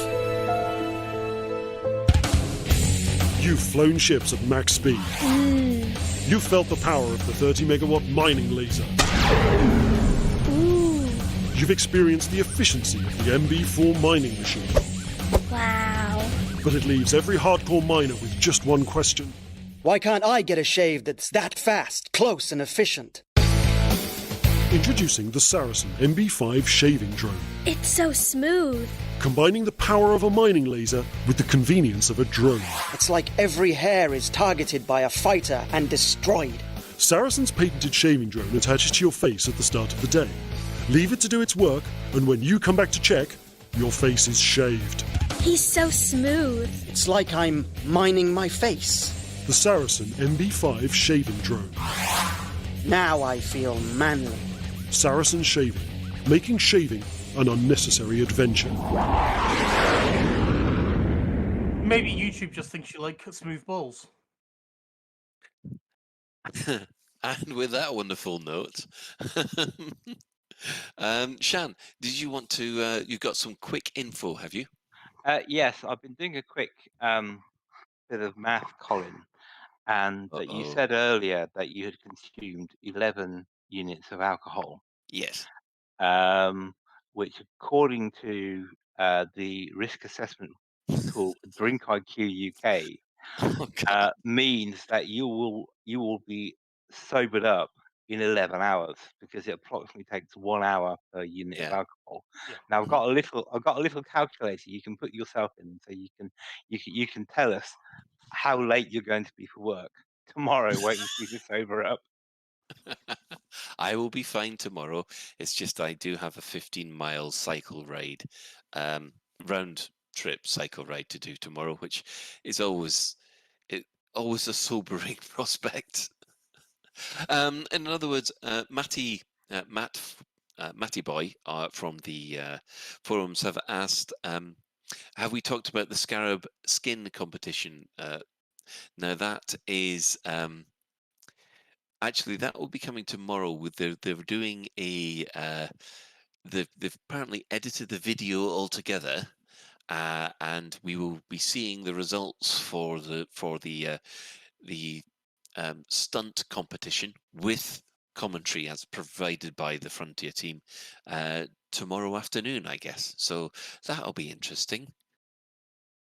Is that a cunning stunt? Cupid stunt, yes. Can I just cry foul with community contributions? Why is our store alert songs not on there? I have no idea, Shan. If people would like to bring that up with Frontier, that's up to them. All I can say is that I contacted people saying, have a listen to these, and nobody. Yeah, they were decidedly silent, weren't they? Yeah. Maybe they were so good, they're in a whole new category of community contributions. Maybe they're waiting for something else to come out that's as good until they put them in, because they were so above everything else. That'll teach. I'm sorry, Wintermute. I don't know what you mean. It says that'll teach Colin not to walk grouch. Yeah, I don't get what he means there either. Yeah. Is that not a Star Wars reference? We don't know. I got no walk through St Anne's Square. We did walk through at St Anne's Square, and St Anne's Square was responsible for, I think, 1 of the 11 units. So do you have a little map, like a Google map of Colin's drunken pub crawl or something? This is the one thing. I mean, it's hardly what you call a mind blottering amount, even though I might come across a little even scattier than normal. But I don't think we need a memorial drinking map. Thank you very much. In your defense, Colin, if you've not had a drink for a while, it can sneak up on you quite quickly. And before you know it, yes, you're MC Hammered. yes, and let's be honest. The last time I think we got completely blotted was at LaveCon, so that's quite a while ago. Because I remember that Friday night when we had quite a lot of community members just buy us beers, and it'd be rude to say no. Oh, Well, Colin, you have got 3 more units you're allowed this week. This week, yeah. According to the NHS, so you shouldn't drink more than 14 units in a single week, and even then, they should be spread across at least 3 days to avoid binge drinking. So there we are. You see. You see, this is the thing. That amount of beer is absolutely nothing to the average amount that goes down into people's guts on a Saturday night, is it? You see it happen every weekend. That's absolutely nothing. Maybe it's quite a lot for such an oldie person like myself, but you know. Anyway, is this the most you've drunk since you've been a student? No, I've been worse. Mostly at weddings, and Scottish weddings in particular. I'm quite sure Ben can back me up on this one about. And bang you up. No, that would probably be the constabulary that bang me up after some of those weddings. What if they're Masons? Are you a Mason? Is that what you're going to say? What the hell are you on about now? I have no idea where he's going with this. Oh, you mentioned the police then. It's obviously some kind of Mason conspiracy theory with Shan. Well, I didn't know if it was some sort of initiation into their lodge or something, Colin, you know. Well, neither would I, because I don't know anything about Masons, thankfully. So you claim. Oh, God. You're the grand poobah of Lave Station. I'm an archivist. Damn it, Doctor. Damn it, Jim, an archivist, not a Freemason. Not a poobah. Anyway, this is the main discussion that we were going to have. I don't know whether or not we've got enough time to discuss it. I don't think we do, really. No, I don't think we do. So I think we'll just move along to the community corner. It wasn't very exciting anyway, guys. You're not missing much. No, we're not. Are really. you saying that because you didn't actually have a main topic until about 4 o'clock this evening or something, and you want to skip over it? I had a main topic yesterday, but it was deemed, how shall I put it, negative.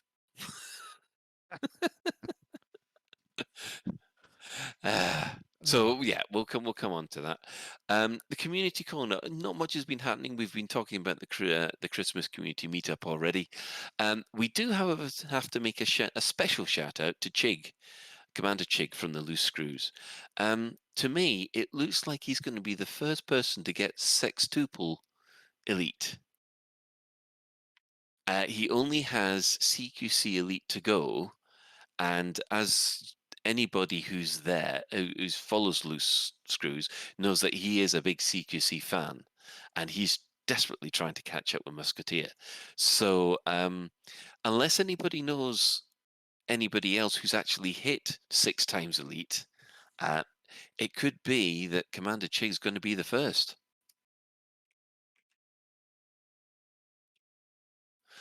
Arxivist says, oh, thanks. 6 times Elite. Shan? Yeah.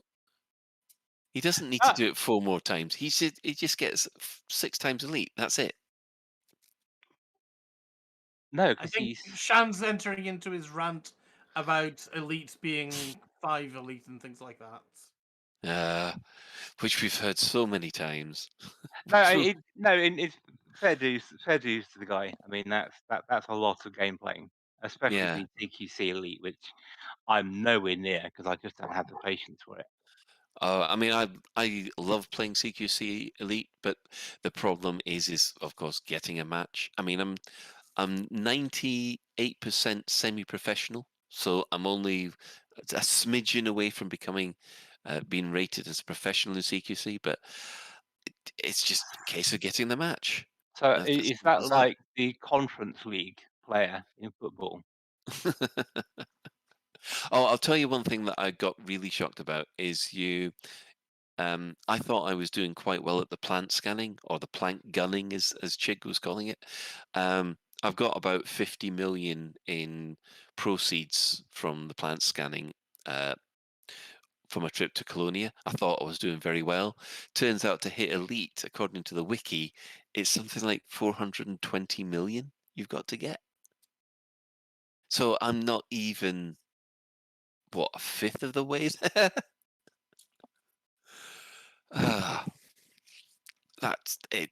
Wow. I've got a lot of scanning still to do. Right. Moving on from there, our mostly clueless section. Shan, do you want to take this one?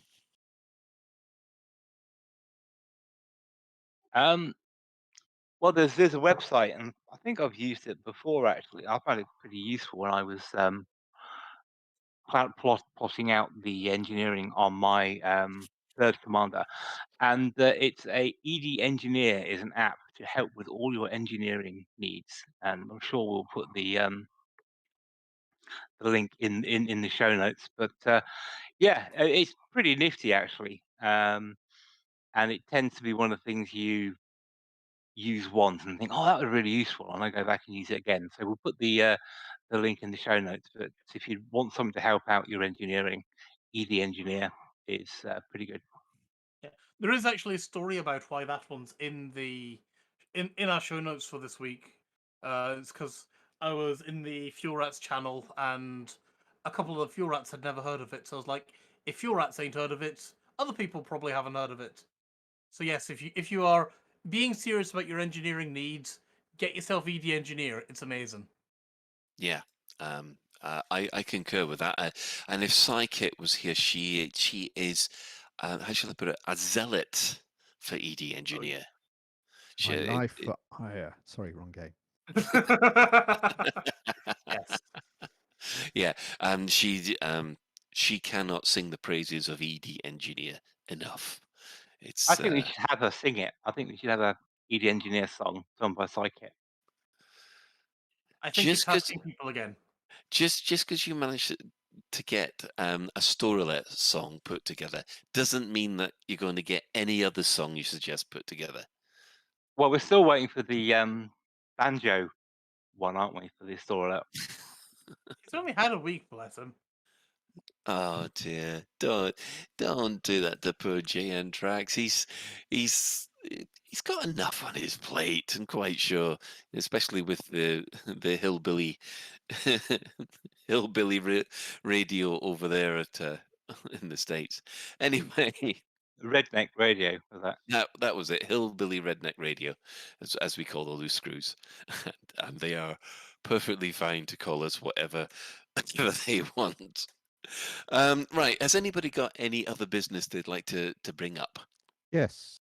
Certainly, Upcoming Mac. Off you go. Editions. There are two coming up in the new year. First is New Year, New Discoveries 3308 from 59 Virginis to something I can't pronounce, Purple Rings. Starts on January the 2nd. It is 33,271.09 light years in length.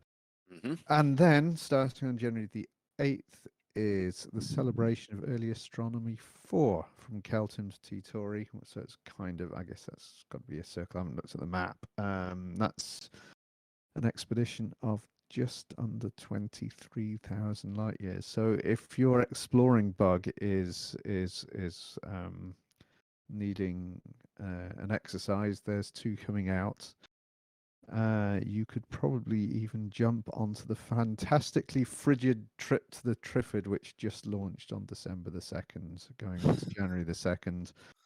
They're probably a bit into it now. Their total distance is 17,600 light years. I don't see a Christmas Carriers convoy this year. I've not heard about a CCC this year. It would be Christmas Carriers Convoy 5, but I guess they've decided to give it a rest this year.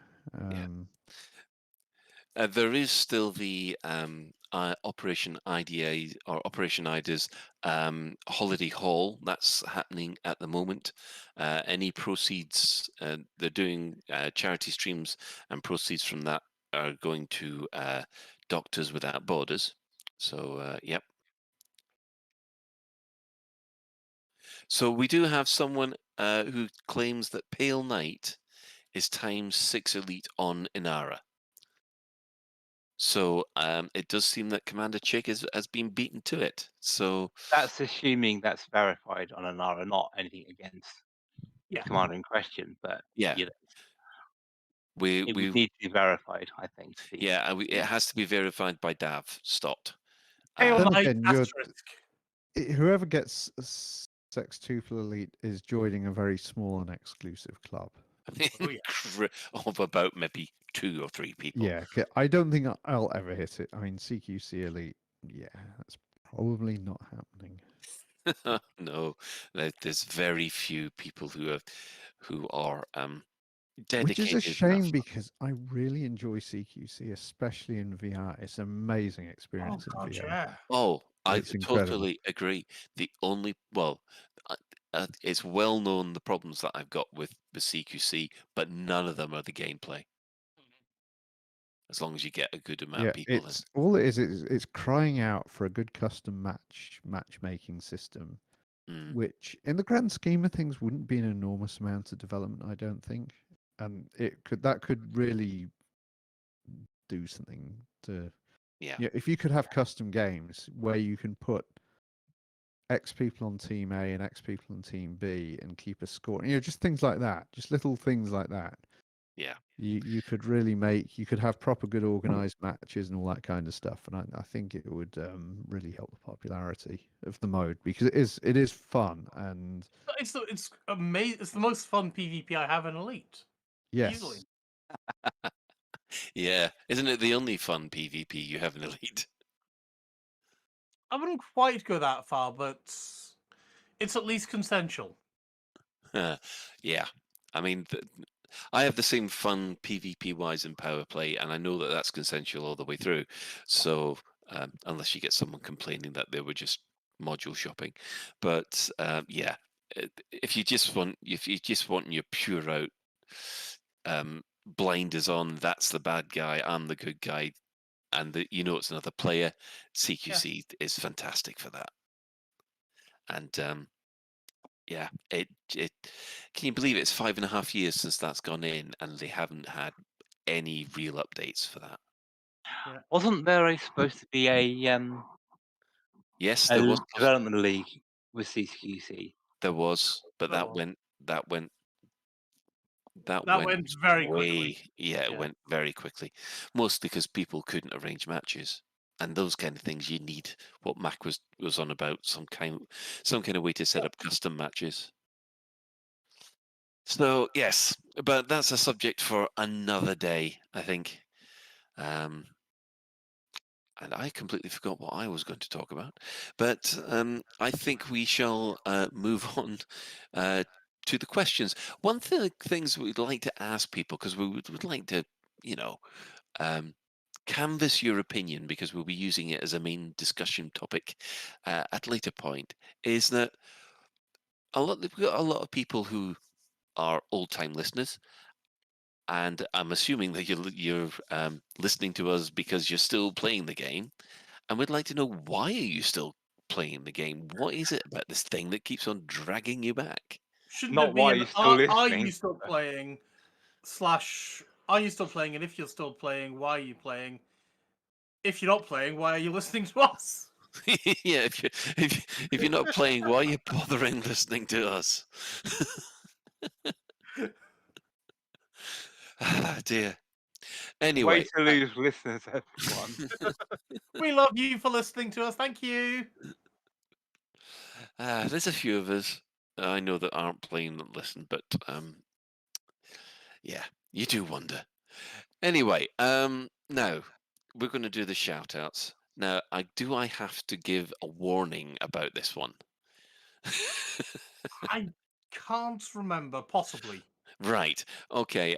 For those of you with delicate ears, we have a teaser trailer for the Beyond Dockers comedy podcast, the charity Christmas special they're doing.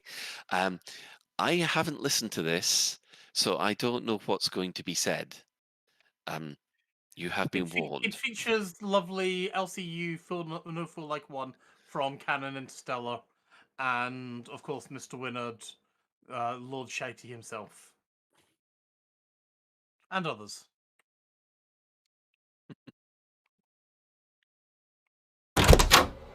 It came to me last night. I know your purpose for being here. I'm going to help you write the Beyond Dockers Christmas special. You think I can just whip one out? You know how those people freak me out? They get very constipated. Oh, but I don't think, Simon. I know. I can tease it out of you. It's too hard. I'm sure it will come easily for you. All you need is to use your imagination. Just think of all the characters. Fanny Longburn and Willie Stroker making a documentary. David Rubin with his mugs. The mad monks obsessing about biowaste. The unrequited love of Roger and Sebastian. Richard and May Swallow. Not to mention Hans Supp playing with his number 2. You do know Richard's dead, right? You dirty bird, how could you? What? He can't be dead. Richard Swallow cannot be dead. His spirit is the important thing, and Richard's spirit is still alive. His legacy shall live forevermore in all of us. So take his spirit and move forward. This is the 4th time we've gone through this. I don't want his spirit, I want him! Him! And you murdered him! No, I didn't. Who did? No one. He died. He just slipped away. Slipped away? Slipped away? He didn't just slip away. You did it. You did it. You did it. You murdered my Richard. It's all here in the script. Crushed to death by Fargoids. It's what he would have wanted. I'm going to crush you, you cockadoodie dirty birdie. You're going to crush me? I don't think so, my laddie. You want some of this? Well, eat it. Till you choke. I'm going to stuff you like a Christmas bird. You stick-twisted... The Dockers Christmas Special. I'm sure we can solve all the misgivings by Christmas. Flying turkey. Not the breads. Right, that's it. Donate to our Just Giving page at tinyurl.com/Beyond Christmas, and we'll make it even funnier. With our exclusive reward tiers, you could even end up being part of the show, an unsavoury part that nobody really wants. Don't miss it. At Christmas.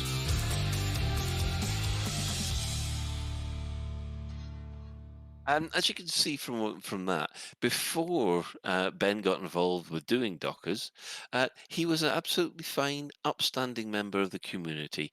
After he got involved in Dockers, he's now the slavering innuendo factory that he is right now. So you listen to that at your own risk. It turned Ben into the Benny Hill of Lave Station. He should be so lucky to be as good as Benny Hill. Anyway, no response there from Ben. Sorry, I'm just talking to other Dockers cast members. Yes, right. How drunk is Colin? Says like it. I'm not that drunk. I have sobered up. Less drunk than he was. Si, listen to the start of the show. I'll just leave it there. Yes. Not that I was putting it on for comic effect. Yeah, okay, we believe you. Yeah, we believe you. Millions wouldn't. Okay, moving on from there. We'll also give a shout out to our sister station, Hutton Orbital Radio. They broadcast very soberly on a Thursday at 8:30, apart from Cecil, obviously. You can tune in at twitch.tv/Hutton Orbital Truckers, or if you just want the audio, go to radio.forthemug.com. For the discerning commander who likes a bit of CQC action, check out the CQC Discord at discord.me/Elite Dangerous CQC. This is the kind of thing that should already have been in the game, but I'm just going to be beating a dead horse by going over it again. We'll also be giving shout-outs to the following Elite Dangerous podcasts, which have appeared over the last year. So we've got Allograb AM, we have the Black Sky Legion, who do other space sims as well as real life science. The Canon podcast, Spanish speakers have the Elitacast. There's the Fatherhood podcast, Flight Assist, the Guard Frequency, who also do other space sims. Loose Screws with the aforementioned Commander Chig, who also has just made a very easy to follow guide to plant scanning, so I would listen to that. We have Squeaking Fuel and System Chat as well. For those of you who want a literary discussion about sci-fi and fantasy books, please subscribe to the Data Slate podcast as created by Station Commander Alan Stroud. Following this, we have the latest Galnet News Digest as provided by Commander Witherspoon and Commander Beetlejude. And we'll have to thank everybody who's chipped in at the Twitch chat and any in-game commanders that have come and waved to me and Ben while we walked around Lave Station. So I know that we've had Commander Miggles and I can see Commander Mack Winston. And we've got a few others as well who have just popped around. So always nice to see you. I'll give you all a salute. So there you go. We just also quickly give a salute to Astro's community who have joined us for us saying goodnight. Oh, right. So have we just been raided just in time for us to finish? Yes, we seem to have gained a lot of listeners all of a sudden. Oh, I am so sorry, everybody. We are just about to sign out. It's such a shame. Otherwise, join us next week. Being drunk. The only thing you're missing from your statement, Colin, is you're my best friends in the world ever. Oh, yeah. Okay, moving on. We'll say special thanks to Commander Tokoso, who created the music for the introduction of the show, and also special thanks to Commander JN Trax for what can only be described as the amazing Store Alert songs, and of course Alan Stroud for the ending theme to this show. Anybody got any final words they just want to say before I go? No, we want to keep you here for as long as we can because we're still very amused by your drunken rambling. My drunken rambling. I don't think there's much difference between my drunken rambling tonight and my sober rambling on previous nights. I wasn't going to say that, Colin. I was trying to be nice. You trying to be nice. Yes, and we've just seen how that turns out. Right, well, if that's the case, that's it for another episode of Lave Radio. If you'd like to get in touch with the show, you can email info@laveradio.com, hit us up at facebook.com/laveradio, tweet us at Lave Radio. You can join our Discord server by going to discord.io/laveradio. We also have a TeamSpeak server where commanders like to hang out and chat, which you can find that at teamspeak.laveradio.com. Do get in touch if you have any questions or if there's anything you'd like us to discuss in a future episode. Lave Radio is recorded live on a Tuesday evening at 8:30 and streamed out at laveradio.com/live. So thanks to Ben, thanks to Mack and to Shan, and special thank goes to today's tech specialist, Chris Mark IV. Incidentally, if you all want to hear what we should sound like when we're drunk, play this podcast back at either 0.5 or 0.75 speed. And that is how real drunk people would sound. It's actually quite funny. But until next time, Commanders, fly safe. And if you can't do that, fly dangerous. Just briefly, talking about 0.5 speed, have you ever heard... Oh, what is it? It's one that's... I can't remember what it was now. Perhaps I had too much beer. There's one of the songs... it was Jolene. The song Jolene played... the 45 version played at 33 RPM. It sounds absolutely brilliant. So look it up on YouTube. It sounds great. Okay, there's your listening recommendation from the East India Trading Company homework for next week. Jolene at 33 and a third RPM. You heard it here first. Doesn't if you play the podcast backwards, doesn't it say Sandro Sammarco is dead or something like that? No, it says we love Satan or something like that. And that is it. We love Raven. That, Just let me know when to cut them off, Colin. just go for it, Chris. Just go for it. I've had enough. I've given up. I need a drink. Okay.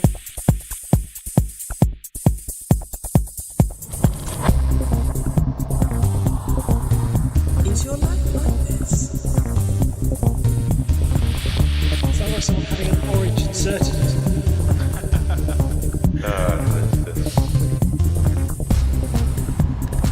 You need a safe word. Space can be lonely.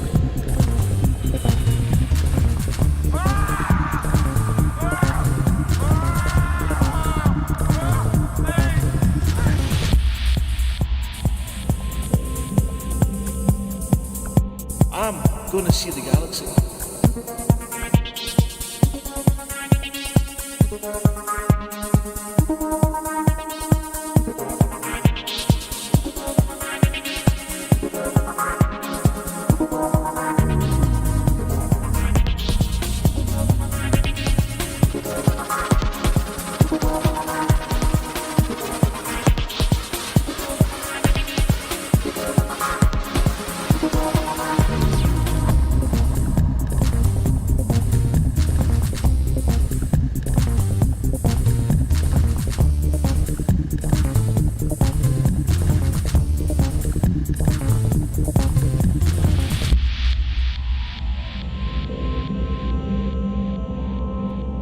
Ah, damn it. No worries, guys. Hold the fort for 2 seconds. I'll be right back.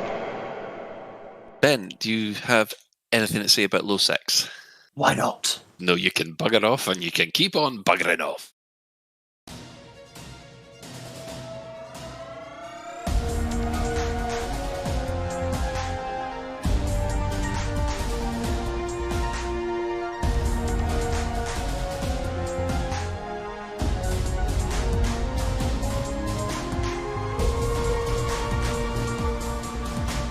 Galnet News Digest, 7th of December 3307. We read the news so you don't have to. In this week's news, milk and alcohol. Core Dynamics to announce Scorpion. Back from Colonia. Where next for Azimuth?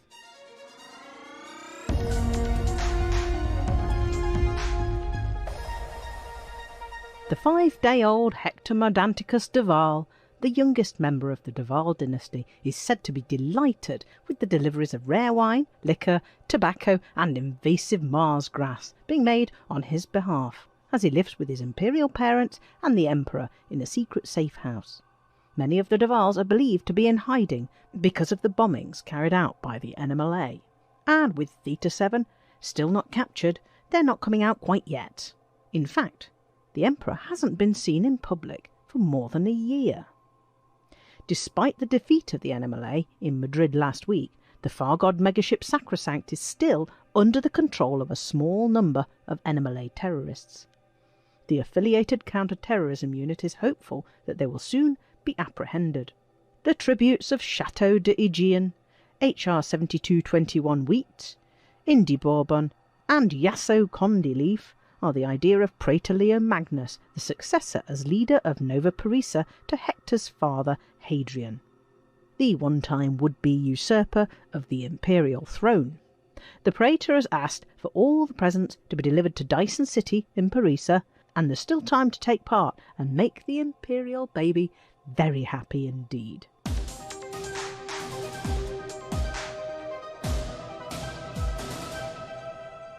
Rumours are strong that Core Dynamics, the owner of Vodal, will very soon release a new surface vehicle called the Scorpion. This two-seater combat vehicle allows the offensive weaponry to be controlled by a gunner independently of the driver, which makes it ideal for fast-moving combat. The details of the new vehicle have been kept secret. It'll fit inside existing hangars, although it's not clear whether it'll require the larger vehicle hangar due to its larger size. Will the gunner sit alongside the driver, or be behind or even above on an elevated platform? What ordnance choices will there be? One thing that's certain is that this vehicle will not be an SRV. Surface Reconnaissance Vehicle describes the role of the Scarab buggy, while this new vehicle is likely to be closer to a tank than a buggy. It's likely that it'll be called an SRV anyway, but only by people who don't really understand what they're saying. Listen out for these ignoramuses in the coming days.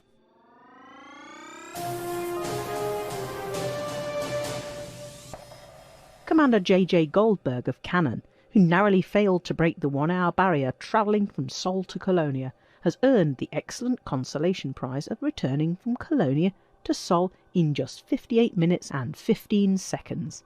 This is by using the police escort mechanism, where you get arrested for a crime and taken almost instantly to the nearest prison ship, which, if you do your sums right, just happens to be the way you were going, only they can fly much faster than you can, of course.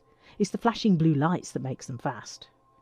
Commander LCU No Fool Light One has expanded on his infographic showing just where to break the law for maximum effect. Unlike the well-known suicide winder approach, with this technique you arrive back in the bubble with the ship you've been flying, although admittedly with your wallet a few rebuys and fines lighter than it was when you started out.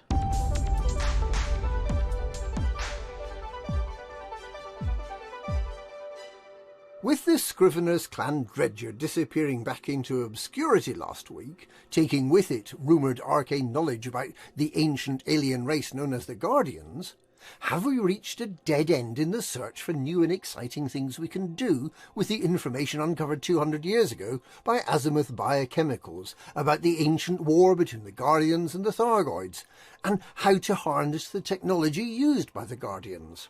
Or is Salvation about to pop up out of the woodwork again with his mystery superweapon and start zapping Thargoids like he did in Cornsar?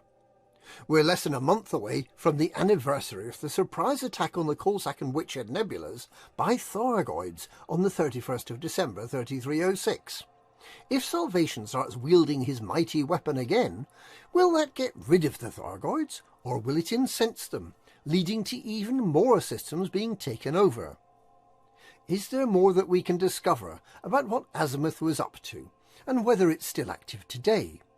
Did it ever work out how to get humans to fly Thargoid scout ships? Who is the witch that Azimuth employees feared so much? And what, if anything, does Salvation have to do with Azimuth and its rival, Pharma Sapien? It will be surprising if we don't find out more before the 31st of December anniversary arrives. And that's this week's Galnet News. Galnet News, we read the news so you don't have to.